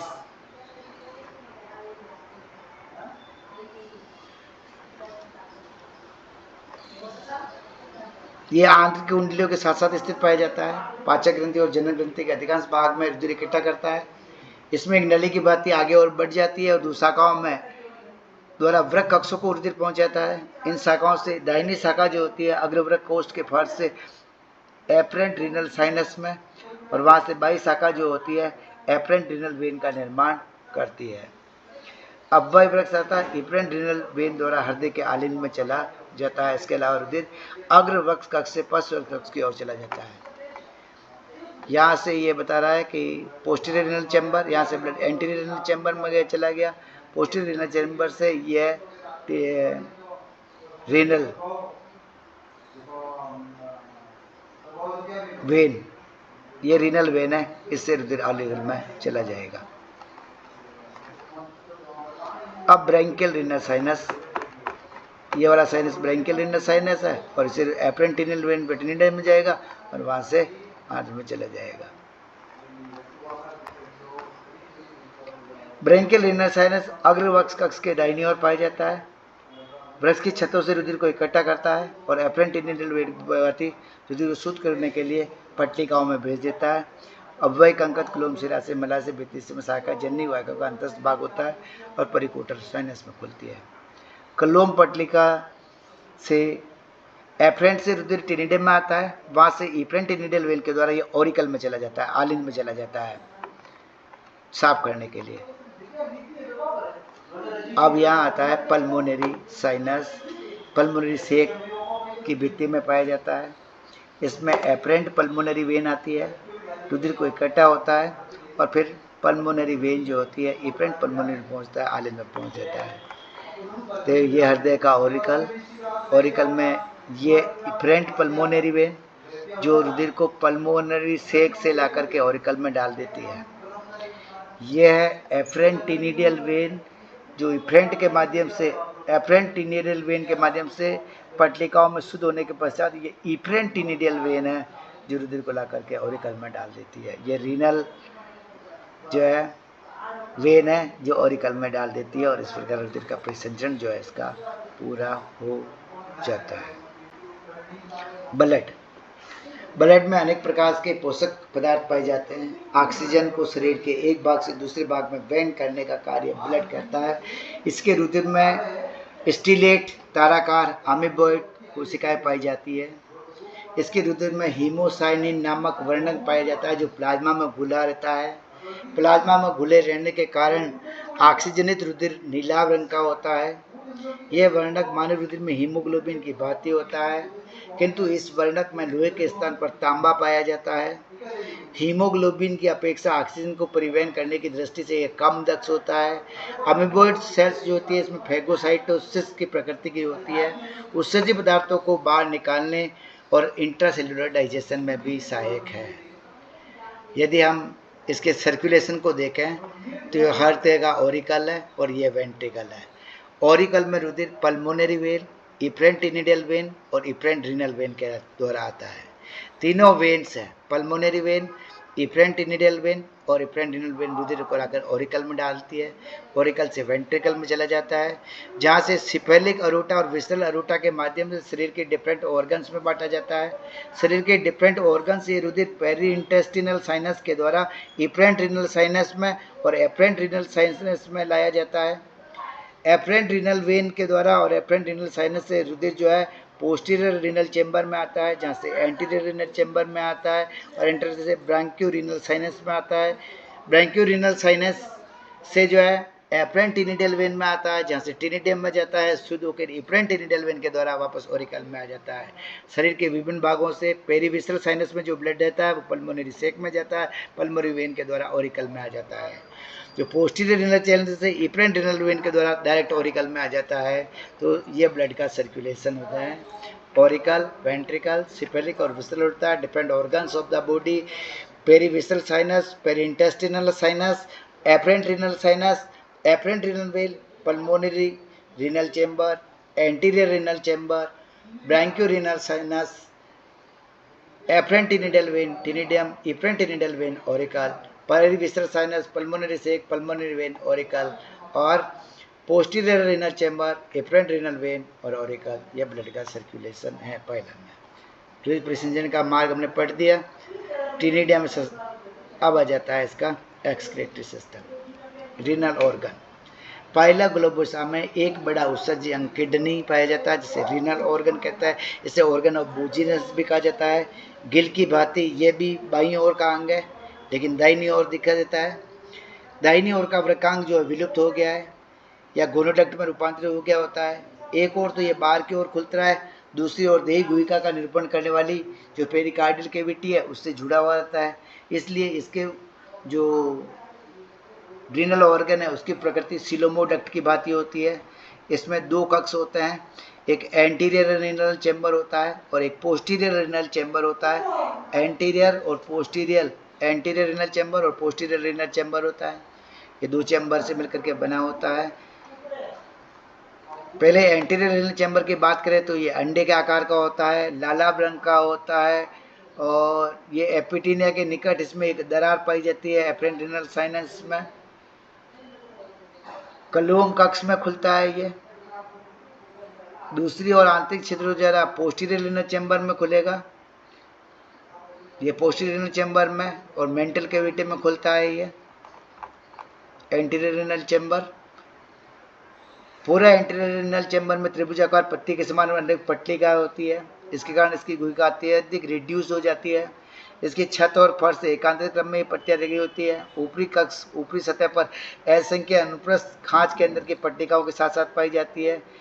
छत से निकलने वाली जितनी भी पट्टिका वो एफरेंट रीनल साइनस अव्यय वृक्क कोटर के दाएं बाएं स्थित होती है। एक मध्यवर्ती अनुदैर्घ्य अक्ष से जुड़ी हुई होती है। फर्श पर स्थित पट्टिकाएं भी ऐसी मध्यवर्ती अभिवाय वृक्क कोटर एफरेंट रीनल साइनस के दोनों ओर व्यवस्थित होती है। यह इफरेंट रीनल और एफरेंट रीनल साइनस के दोनों ओर पट्टिका व्यवस्थित होती है। पेरी इंटेस्टिनल साइनस जो है तो उसकी राइट ब्रांच को बनाती है, उसमें शाखाओं में दोनों पट्टिकाओं में फैल जाती है। दूसरा बड़ा भाग इसका जो है पोस्टीरियर रीनल चेंबर कहलाता है, चौड़ा होता है, हुक के आकार की संरचना होती है। अग्रवृक्क कक्ष के पीछे दाहिनी ओर रेक्टम के बाईं ओर पेरिकार्डियम और पाचन ग्रंथि के बीच में स्थित होता है। आंतरिक गुहिका के अंदर जनिक वाहिनी का कुछ भाग होता है, थोड़ी कुंडलियां बंद रहती है। एक सिरा इसके छिद्र के द्वारा एंटीरियर रीनल चेंबर में खुलता है, दूसरा छिद्र जो है लंबी दरार के समान रीनोपेरिकार्डियल अपर्चर हृदयावरण में संबंधित होता है। वृक्क हृदयावरण क्षेत्र जो पश्च वृक्क कक्ष एवं हृदयावरण को पृथक करने वाली ऊर्ध्वाधर वृक्क हृदयावरण पट रीनोपेरिकार्डियल सेप्टम से आर पार होता है। अभिवाही और अव्ययी वृक्क वाहिनियां पाई जाती है जो इस कक्ष की छत में प्रचुर मात्रा में फैली होती है। उत्सर्जन के कार्य की दोनों ही वृक्क कक्षों में प्रचुरता में रुधिर की आपूर्ति होती है। नाइट्रोजनस वेस्ट पदार्थों को पृथक किया जाता है। पश्च कक्ष में इकट्ठा गया हुआ उत्सर्जित द्रव अग्र कक्ष में आ जाता है। यहाँ एक बाहर वाला जो रीनल अपर्चर है उसके द्वारा प्रावर गुहिका में आ जाता है, और अंत में यह जल की धारा जो बाहर होकर जाती है राइट न्यूक्लियर लोब से, वहाँ से बाहर निकाल दिया जाता है। इसके उत्सर्जित तरल में अमोनिया होती है, यूरिया होती है, यूरिक अम्ल होता है। पहला स्थलीय जीवन के समय अमोनिया को यूरिक अम्ल में बदल कर निकालता है। जल संरक्षण के लिए अनुकूलता प्रकट करता है। जलीय प्रवस्था में अमोनिया का उत्सर्जन करता है, इसलिए पहला अमोनोटेलिक और यूरिकोटेलिक दोनों प्रकार का प्राणी है। गैस्ट्रोपोड प्राणी की पाचक ग्रंथि भी उत्सर्जन का कार्य करती है। ये उत्सर्जित पदार्थों का अंतर्ग्रहण और संचय कर लेती है, तत्पश्चात आमाशय और अंत के द्वारा बाहर निकलने के लेती है। अब आ जाता है इसका तंत्रिका तंत्र।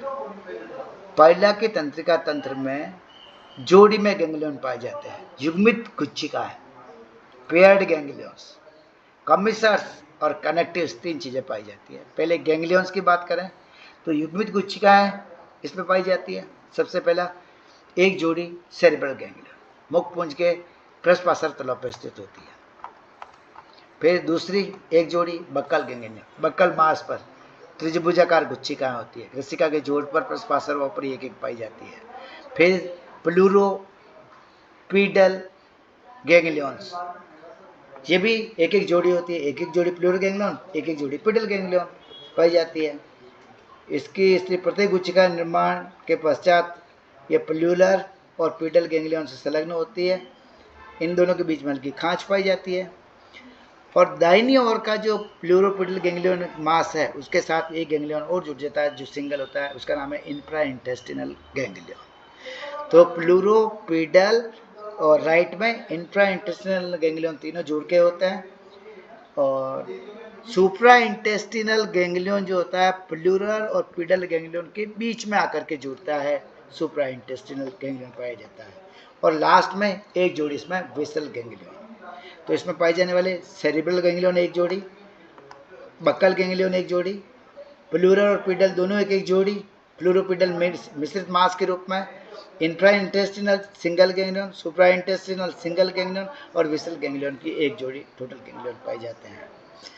जो गैंग्लियन समान प्रकार के गैंग्लियन को जोड़ती है उस तंत्रिका को कमिसर कहते हैं, और असमान प्रकार के जोड़ती है उसको कनेक्टिव कहेंगे। पहले हम कमिसर्स को देख लेते हैं। जो सेरिब्रल को जोड़ती है उसको सेरिब्रल कमिसर, जो बक्कल को जोड़ती है उसे बक्कल कमिसर, जो पीडल को जोड़ेगी पीडल कमिसर। तो यह सेरिब्रल कमिसर, बक्कल कमिसर और पीडल कमिसर नाम की इसमें जो है कमिसर्स या संधायिनियां पाई जाती है। अब कनेक्टिव्स की बात करें, जो असमान को जोड़ती है वो कनेक्टिव्स कहलाती है। जो दोनों सेरिब्रल गैंग्लियन को प्लूरल से जोड़ेगी वो सेरिब्रो प्लूरल कनेक्टिव हो जाएगी, सेरिब्रो प्लूरल कनेक्टिव। दोनों सेरिब्रल को पीडल से जोड़ेगी वो सेरिब्रो पीडल कनेक्टिव हो जाएगी। जो सेरिब्रल को प्लूरल गैंग्लियन को इंफ्रा इंटेस्टिनल से जोड़ेगी वो प्लूरो इंफ्रा इंटेस्टिनल कनेक्टिव हो जाएगी। जो इंफ्रा इंटेस्टिनल विसल को जोड़ेगी वो इंफ्रा इंटेस्टिनल विसल कनेक्टिव हो जाएगी। सुप्रा इंटेस्टिनल और विसल को जोड़ने वाली सुप्रा इंटेस्टिनल विसल कनेक्टिव हो जाएगी। जो सुप्रा इंटेस्टिनल और प्लूरल को जोड़ेगी सुप्रा इंटेस्टिनल प्लूरल कनेक्टिव हो जाएगी। और इसके अलावा इसके प्रत्येक पार्श्व में एक जाइगोन्यूरी पाई जाती है जो गुच्छिका पुंज के पार्श्व भाग और सुप्रा इंटेस्टिनल गैंग्लियन के बीच में एक तंत्रिका संयोजक का निर्माण करती है। चित्र से देख लेते हैं।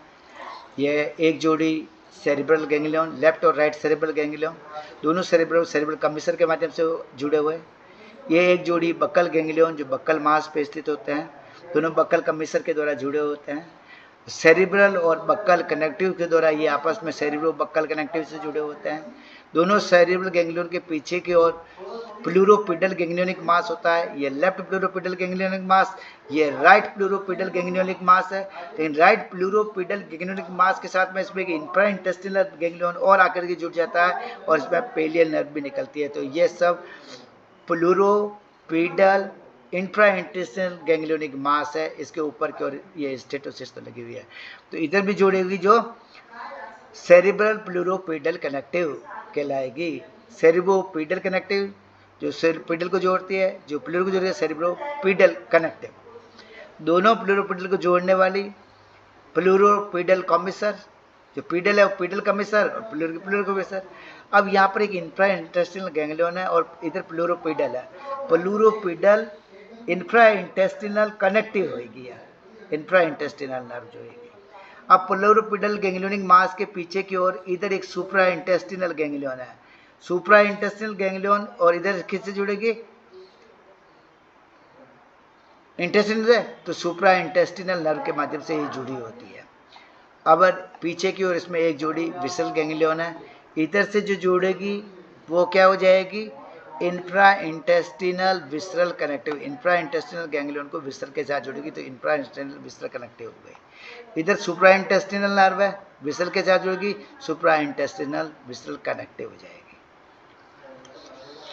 और यह जाइगोन्यूरी एक्स्ट्रा बता रही। यह पहले में जाने वाली और यह इनसे निकलने वाली तंत्रिका जो प्रतिगद्य तंत्रिका तंत्र का भाग बनाएगी। शरीर के विभिन्न भागों को जाने वाली तंत्रिकाओं के बारे में बात करें तो सेरिब्रल मस्तिष्क जो सेरिब्रल गैंग्लिया, उससे स्नाउट, त्वचा, स्पर्शक, बक्कल मांस, पीछे के टेंटिकल, आइज और स्टेटोसिस को तंत्रिका जाती है। प्रत्येक मुख गुच्छिका, मुखपुंज, रेडुला, सेलरी ग्लैंड, ग्रेसिका, इसोफेजियल पाउच को जाती है। पीडल गैंग्लियन से फूट में नर्व से जाती है। स्टेटोसिस में सिरजी उत्तक में पीडल गैंग्लियन से गुच्छिका से जाती है। लेफ्ट फुफ्फुस गुच्छिका से पासर बेते, ऑस्फेरिडियम, लेफ्ट न्यूक्लियोलोब, कोलुमेला, पेशी और गिल्स के अगले भाग में जाती है। दाहिनी फुफ्फुस गुच्छिका से पासर बेती, एपिटेनिया, राइट न्यूक्लियोलोब, कॉपुलेटरी ऑर्गन, कोलुमेला, मलाशय की पेटी हो जाती है। और सुप्रा इंटेस्टिनल से तंत्रिका निकलकर प्रावर कंकत को जाती है, फुफ्फुस गुच्छिका में जाती है और पासर भित्ति को जाती है। आंतरांग गुच्छिका जो निकलती है हृदय आवरण आमाशय से आंत्रोपाचक ग्रंथि को जाती है। यह इसका पेरिफेरल तंत्रिका तंत्र बनता है। तंत्रिका तंत्र कंप्लीट हो गया। अब हम आ जाते हैं इसके ज्ञानेंद्रियों पर। गोंगे के सिर, पाद और शरीर पर विभिन्न भागों में संवेदी कोशिकाएं पाई जाती है और ज्ञानेंद्रियों में मुख्य ज्ञानेंद्रिय इसका ऑस्फेरिडियम, नेत्र, स्टेटोसिस, लेबियल पेल्प और टेंटिकल है। ऑस्फेरिडियम, आइज, स्टेटोसिस, लेबियल पेल्प और टेंटिकल। ऑस्फेरिडियम को यदि हम देखें तो ऑस्फेरिडियम का शरीर जो है गोंगे के शरीर में बाईं और कंदरापाली में जो इसका प्रवेश द्वार के निकट एक ऑस्फेरिडियम पाई जाती है। 6 से 7 मिलीमीटर की होती है। अंडाकार संरचना होती है। मध्य में अधिक चौड़ी होती है। किनारों पर पतली या गोली हो सकती है। ये बाईपैक्टिनेट होती है। 22 से 28 मोसल मांसल जो है त्रिभुजाकार लीफलेट्स में पाए जाते हैं। ये कुछ उभरी हुई संरचना इसमें देखी जा सकती है। एक सेंट्रल एक्सिस पाई जाती है उसके दोनों ओर 22 से 28 लिपलेट्स व्यवस्थित होती है। मध्य भाग के लिपलेट्स बड़े होते हैं, किनारों के और छोटे हो जाते हैं। ये ऑस्फेरिडियम जो होती है फुफ्फुस गुच्छिका से इसमें तंत्रिका आती है। कट सेक्शन में बाहर की ओर इसमें एपिथेलियम का स्तर होता है जो बेसमेंट मेम्ब्रेन पर लगा होता है। अंदर इसमें तंत्रिका उत्तक, संयोजी उत्तक और नर्व कनेक्टिव्स, ब्लड स्पेसेस पाए जाते हैं। इसमें सेंसरी, ग्लैंडुलर और सिलेटेड 3 प्रकार की कोशिकाएं पाई जाती है। ये कट सेक्शन काट के देखा तो इसके अंदर की ओर ब्लड स्पेसेस है, ये नर्वस टिश्यू का मास है। इसके एपिथेलियम देखी तो सेंसरी, ग्लैंडुलर और सिलेटेड 3 प्रकार की एपिथेलियम इसमें पाई जाती है। ऐसी इस ऑस्फेरिडियम की संरचना होती है। ये ऑस्फेरिडियम जल का रासायनिक परीक्षण करने का कार्य करती है। फ्लास्क के समान इसमें ग्रंथिल बिखरी कोशिकाएं पाई जाती है। श्वसन क्रिया के लिए अंदर प्रवेश करने वाली जलधारा जो पहले जलेक्सिका के पास में आती है और ये इसका ओलिफैक्टरी ऑर्गन के रूप में कार्य करता है, यानी ये सूंघने का कार्य करता है, जल की रासायनिक प्रकृति की जांच करता है और गंदा होता है तो पाली को बंद कर देता है, जल अंदर प्रवेश रोक दिया जाता है और सही होता है तो पूज्य पदार्थों का चयन करके इसको अंदर नेत्र घोंगे के सिर पर एक जोड़ी छोटे मांसल और ठूठ के समान ओमेंटोफोर्स स्टार्क पर पाए जाते हैं। दूसरी जोड़ी प्रत्येक स्पर्शक के पीछे को स्थापित होते हैं। ओमेंटोफोर के ऊपरी सिरे पर बाहर की ओर छोटा अवरंतीय नेत्र लगा होता है। नेत्र जो है नाक रूप प्याले के समान, इसमें एपिडर्मिस का अंतर्वलन होता है, इसे ऑप्टिक वेसिकल कहते हैं। कनेक्टिव टिश्यू का दृढ़ आवरण होता है, ऑप्टिक नर्व्स के माध्यम से जुड़ा होता है। अंडाकार लेंस स्थित होता है। आमाशय भित्ति उपकला के अगले स्तर की बनी होती है और इसमें रेटिना पर दृष्टिपटल में 2 प्रकार की कोशिका पाई जाती है जो विजुअल सेल्स कहलाती है। बाहरी किनारों पर विजुअल सेल्स पर ब्रश के समान प्रवर्ध होते हैं। सपोर्टिंग सेल्स पाती है जो पैकेजिंग सेल्स के भांति कार्य करती है। दृष्टिपटल आगे की ओर कंटिन्यूस रहता है और इसका जो इंटरनल जो एरिया है कोर्निया पेल्यूसिडा इसमें बाहर की ओर का पोर्शन बनाता है। इसमें गोलाकार केंद्रों को वाली घनाकार वर्णकविहीन कोशिका पाई जाती है। नेत्रबंध सामान्य उपकला के कारण पारदर्शी होकर नेत्र की बाहरी सतह का निर्माण करता है और बाहरी स्वच्छ मंडल का निर्माण यह करता है। ये वाला एरिया इसका आउटर कॉर्निया या पेल्यूसिडा एक्सटर्ना कहलाता है। वर्गाकार असंवेदी वर्णकविहीन जो जीवद्रव्य वाली अग्रंथिल कोशिका पाई जाती है। पाइला के नेत्रों की संरचना जटिल होती है। ये वास्तविक अंग देखने के अंग नहीं है। वस्तुओं को पहचानने में असमर्थ होता है। ये केवल प्रकाश की तीव्रता में होने वाले जितने परिवर्तन होते हैं उसके प्रति अनुक्रिया करता है। तीव्र गतियों को अनुभव करता है। रात्रि के समय भोजन करने के लिए निकलता है। मंद प्रकाश के प्रति अनुकूलित नेत्र होते हैं और ये नेत्र नष्ट हो जाए तो पुनरुत्थ भवन के द्वारा पुनः स्थापित हो जाते हैं। कम 20-20 बार आते हुए इनको देखा जा सकता है। ये इसका कॉर्निया है, आउटर कॉर्निया, ये इनर कॉर्निया, ये एपिडर्मिस से धंसा हुआ लेंस, रेटिना, ऑप्टिक वेसिकल और ये ऑप्टिक नर्व के माध्यम से इसका निर्माण हो गया। कनेक्टिव टिश्यू, ये स्टेटोसिस्ट है जिसमें ऑटो स्टेटोकोनिया पाई जाते हैं और नर्व कनेक्टिव टिश्यू। अब तीसरा वाला और संतुलन पट्टियाँ, नाक रूपी क्रीम आकार की एक जोड़ी कोष होते हैं। प्रत्येक पीडल गैंग्लियन के साथ संयोजी ऊतक में पट्टी के समान धसी हुई संरचना होती है। संतुलन पट्टी गुच्छिका में बाहरी भाग में एक गर्त स्थापित रहता है। संतुलन पट्टी में एक कैप्सूल होता है जहाँ बाहर की संयोजी ऊतक के मोटे द्रव चर्मील आवरण द्वारा आवृत होती है। एक्टोडर्मल सेल्स का स्तर होता है। मस्तिष्क गुच्छिका से तंत्रिका आती है, सेरेब्रल से एक तरल पदार्थ बन जाता है। अंडाकार कैल्केरियन कण इसमें अस्तित्व क्या होता है, स्टेटोकोनिया कह जाते हैं। ये संतुलन केंद्र। टेंटेकल्स, मुख के दोनों ओर दो जोड़ी स्पर्शक पाए जाते हैं। संकुचनशील है, संकुरु प्रवर्ध है। आगे बढ़ा लेबियल होस्ट कहलाता है। लेबियल को फर्स्ट पेयर ऑफ टेंटेकल कहा जाता है। ये सुंडाकार तंतु में और संकुचन चाबुक के समान संरचना होती है। सेकंड जोड़ी टेंटेकल सेकंड वाले को कहा जाता है। प्रोत के रंग के समान इसका रंग होता है। ये स्पर्शग्राही है। इसके अलावा ओटे स्पर्शों स्वाद के प्रति संवेदना भी संभावित होती है। रिप्रोडक्टिव सिस्टम, पहला एक लिंगाश्रायी है। नर और मादा जंतु पृथक पृथक होते हैं। सेक्सुअल डायमॉर्फिज्म बहुत कम परंतु स्पष्ट होती है। नर जंतु का सेल अपेक्षाकृत छोटा होता है और देह चक्र खुला होता है। मादा की अपेक्षा कॉपुलेटरी ऑर्गन अधिक विकसित होते हैं। नर जनन तंत्र में इंटरनल ऑर्गन टेस्टिस चपटी प्लेट की समान संरचना होती है। यहाँ पहले चित्र देख लेते हैं। यह टेस्टिस है। टेस्टिस से निकली हुई संरचना ये वासा डेफरेंस का प्रोक्सिमल पोर्शन है। डेसर पोर्शन फूल करके सेमिनल वेसिकल का निर्माण करता है। सेमिनल वेसिकल का टर्मिनल जो ग्लैंडुलर पार्ट होता है वासा डेफरेंस का, वो आगे चल करके मेल जेनिटल पोर्ट के द्वारा बाहर की ओर खुल जाता है रेक्टम के पास में genital port. Male reproductive system का भाग और फिर इसके मेल कॉपुलेटरी ऑर्गन देते हैं। इसमें पेनिस सीट पाई जाती है और पेनिस निकला हुआ होता है। उसमें उत्पन्न होने वाले शुक्राणु दो प्रकार के होते हैं। ये यूपायरिन है, ये ओलिगोपायरिन है। यूपायरिन स्पर्म में हेड, मिडल, पिल्स और टेल होता है। अब इस बात को देख लेते हैं। चपटी प्लेट के समान टेस्टिस होती है। ऊपरी भाग में पहले 2 या 3 चक्रों में पाई जाती है। ये 2 या 3 चक्र है। पाचन ग्रंथि के निकट संपर्क में रहती है। स्तंभित तलों के साथ स्थित होता है। क्रीम रंग के कारण स्पष्ट दिखाया जा सकता है। पतली क्यूटिनस मेम्ब्रेन से सेल से पृथक करती है। पाइला के वृष्ण में यूपायरिन और ओलिगोपायरिन दो प्रकार से शुक्राणु उत्पन्न होते हैं। यूपायरिन प्रकार के जो स्पर्म वो धागे के समान होते हैं। 25 म्यू लंबे और 1.2 म्यू चौड़े होते हैं। प्रत्येक सिर, मिडिल पिस और टेल होते हैं। सिर में अगला हुआ भाग, ऐटा हुआ भाग केंद्रक होता है और पूंछ में एक पक्षमा होता है। सचेत होते हैं। अंडाणु को निषेचन करने का कार्य यूपायरिन प्रकार के शुक्राणु करते हैं। ओलिगोपायरिन शुक्राणु बड़े आकार के होते हैं, तुर्गु होते हैं। 32.5 म्यू तक लंबे होते हैं। 3 म्यू चौड़े होते हैं। इसके मध्य भाग में 4-5 पक्षमाप सहित पूंछ पाई जाती है।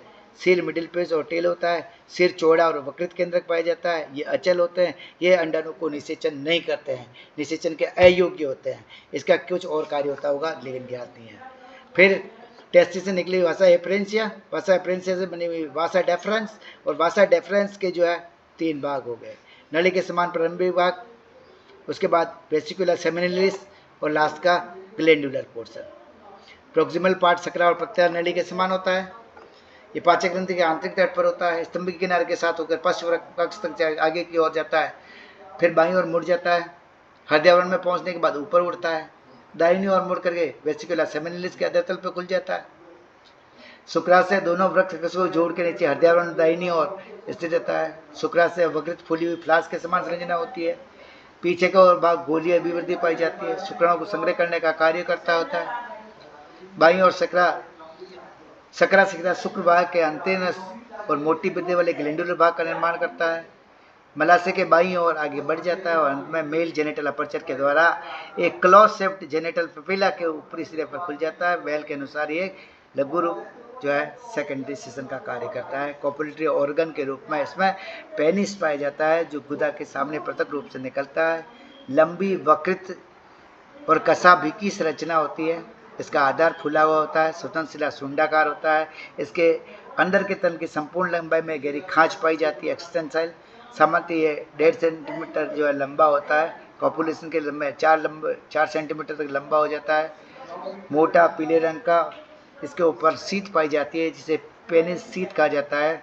आछंद के पार्श्व से जुड़ा होता है और बायां स्वतंत्र किनारा सीसन को ढकने के लिए लिपट कर एक स्पाउट के समान आवरण का काम करता है। इसमें ग्लैंड पाई जाती है जो हाइपोब्रेंकियल ग्लैंड कहती है। टेस्टिस के आधार वाले भाग पर अंडाकार ग्रंथि फूला हुआ मोटा भाग होते हैं। ये लहरदार प्लीटेड होती है। इसे अग्रक्लोम ग्रंथि या हाइपोब्रेंकियल ग्लैंड कहे जाते हैं। इसकी कोशिकाएं लंबी लंबी होती है जिनके आधार पर केंद्रक होता है। इसमें वाहिनी नहीं होती है, इसलिए इससे निकलने वाला द्रव सीधे इसकी सतह पर निकलता है। फीमेल रिप्रोडक्टिव सिस्टम ओवरी से बना हुआ। अंडा से उसी स्थान पर स्थित होता है जिसमें नर में जहाँ प्रश्न होता है, मादा में वह अंडा से होएगा। पाचन ग्रंथि के अंदर की ओर होता है, अति शाखित हो जाता है। तृण अवस्था में हल्के नारंगी रंग का होता है। परिपक्व हो जाने पर इसका रंग गहरा हो जाता है। अंडाशय की प्रत्येक शाखाएं जो होता है एसिनाई कहलाती है। एसिनाई के स्तर पर फ्लास्क के आकार की संरचना होती है। इसके बंद और गोलाकार सिरे पर उभरे हुए होते हैं। पतली नली के आकार की गर्दनें मिलकर एक ओविडक्ट का निर्माण करती है। ओविडक्ट मध्य सक्रिय पारदर्शी अंडवाहिनी बनती है जो त्वचा के नीचे पाचन ग्रंथि के अंदर के किनारे के साथ आगे की ओर बढ़ जाती है और वृक्क के अंग के निकट पहुंचकर नीचे की ओर मुड़ जाती है, फिर ऊपर बढ़कर रिसेप्टेक्युलम सेमिनिलिस बनाती है जो स्पर्म को रिसीव करने का कार्य करेगा। फिर रिसेप्टेक्युलम सेमिनिलिस ये छोटा सेम के आकार की संरचना, ये छोटी सेम के आकार की संरचना होती है। वृक्क कक्ष की गुहिका के अंदर बंद रहता है। गर्भाशय की भित्तियों पर एक पत्ती भित्ति वाले कोष के नीचे की ओर कसकर चिपका रहता है। कोष में इसमें पाउच ऑफ रिसेप्टेकल्स कहते हैं। इसके अंदर मैथुन क्रिया के समय नर पाइला से प्राप्त शुक्राणु को संग्रहित किया जाता है और आगे वाला भाग इसका वेजिना और यूट्रस कहलाता है। वेजिना ये यूट्रस, वेजिना और यूट्रस कहलाता है। तो यूट्रस पीले रंग का बड़ा नखाकार भाग होता है। देह चक्र के आंत के नीचे और वृक्क कक्ष का दाहिनी ओर स्थित होता है। आधारी भाग गोली और चौड़ा होता है। शुक्रपात खुलता है। आगे का सिरा नली के आकार का सिरा जो होता है वो योनि की भांति सतत रहता है। और वेजिना जो होती है लास्ट वाला पोर्शन सफ़ेद क्रीम रंग की पट्टी के समान संरचना होती है। त्वचा के नीचे आगे की ओर बढ़ जाती है। क्लोम गुहिका के दाहिने पश्च कोने पर अंदर प्रवेश कर जाती है। मलाशय में बाई ओर जाकर गुदा को कुछ पीछे एक सक्रिय दरार तुदली है। फीमेल जेनेटल अपर्चर द्वारा बाहर खुल जाती है और एक पेपिला खुल जाती है। कॉपुलेटरी अपरेटस, यहाँ इसमें रेजिडुअल पेनिस पाई जाती है। अवशेषी सीसन, सुविकसित सीसन आवरण पेनिस विकसित होती है, बंद नहीं होता है। ग्रंथिल बनन के नीचे स्थित होता है। कसाबी की संरचना 6 मिलीमीटर लंबी होती है। ऊपरी सिरे पर नुकीली होती है। अंदर की सतह पर एक अवशेषी खांच पाई जाती है जो नर्सिस के समान होती है। हाइपोब्रेंकियल मादा में अग्रक्लोम ग्रंथि अवशेषी ग्रंथिल मोटाई के साथ में कुछ कम विकसित होती है। ये फीमेल रिप्रोडक्टिव सिस्टम का भाग। डाइजेस्टिव ग्लैंड्स के राइट साइड में ये ओवरी, ये ओविडक्ट से निकली पीछे को रिसेप्टेकल सेमिनिलिस में आ जाती है जहाँ इसका यूट्रस स्थित है जो वेजिना के माध्यम से आगे बढ़कर फीमेल जेनिटल पोर्ट द्वारा बाहर खुल जाती है। ये रूडिमेंट्री पेनिस 6 मिलीमीटर की उसके ऊपर पेनिस स्थित पाया जाता है और ये मटर के दाने के समान क्लस्टर में इसके एग दिए जाते हैं। अब बात आ जाती है पहला ग्रीष्म अवस्था में कॉपुलेशन की प्रक्रिया में भाग लेता है। मैथुन क्रिया के समय में जल के अंदर जलाशयों के किनारों पर आर्द्र मिट्टी में लगातार 3-4 घंटों तक होती है। मेल और फीमेल घोंगे एक दूसरे के पास आ जाते हैं। दोनों की राइट जो है न्यूक्ल लोब एक दूसरे की कंदरापाली के ठीक सामने आ जाती है। नर घोंगे का सीसन निकलता है और आवरण सहित माता की प्रावर गुहिका अंदर प्रवेश कर जाता है। माता के फीमेल जेनेटल कोड में प्रवेश कर जाता है जिससे नर के शुक्राणु जो होते हैं रिसेप्टेकुलर सेमिनिलिस में चले जाते हैं। ओव्यूलेशन, फर्टिलाइजेशन के पश्चात फर्टिलाइजेशन इंटरनल हो गया, डेवलपमेंट होता है। मादा के शरीर मैथुन क्रिया के 2 दिन पश्चात ओव्यूलेशन होता है। वो पोजिशन आर्द्र के सूर्य किनारे के गड्ढे में 200 से 800 तक अंडे दिए देते हैं। जल के अंदर कभी नहीं देता है। मादा जो है जननिक क्षेत्र से एक एक करके अंडों को बाहर निकलता है। पाद की सहायता से मिट्टी में बनी हुई गुहिका में रख दिए जाते हैं और जिसके ऊपर पाद की तली एक गुंबद बना देती है। डेवलपमेंट, जनक होंगे अंडों ने तो सेते हैं, नए उनकी देखभाल करते हैं। गोलिये मटर के दाने के समान अंडे होते हैं। बाहरी श्वेत कवच होता है, इसके अंदर कवच झिल्ली होती है, ठोस एल्ब्यूमिन की बड़ी मात्रा होती है, भ्रूण को धारण की रहती है। द्रव एल्ब्यूमिन में छोटी सी मात्रा बंद रहती है। परिवर्तन के अंतर्गत भ्रूण के विसरल मांस और जो कवच सर्पिल रूप से कुंडलित हो जाते हैं। इस प्रकार टोर्सन की एक विशिष्ट प्रक्रिया पाई जाती है, जिसके कारण शरीर असंबद्ध हो जाता है। अंडों से निकलने वाले शिशु कोंगे वयस्क कोंगों के समान ही होते हैं। इस प्रकार ये हमारा पहला वाला पोर्शन भी कंप्लीट हो गया।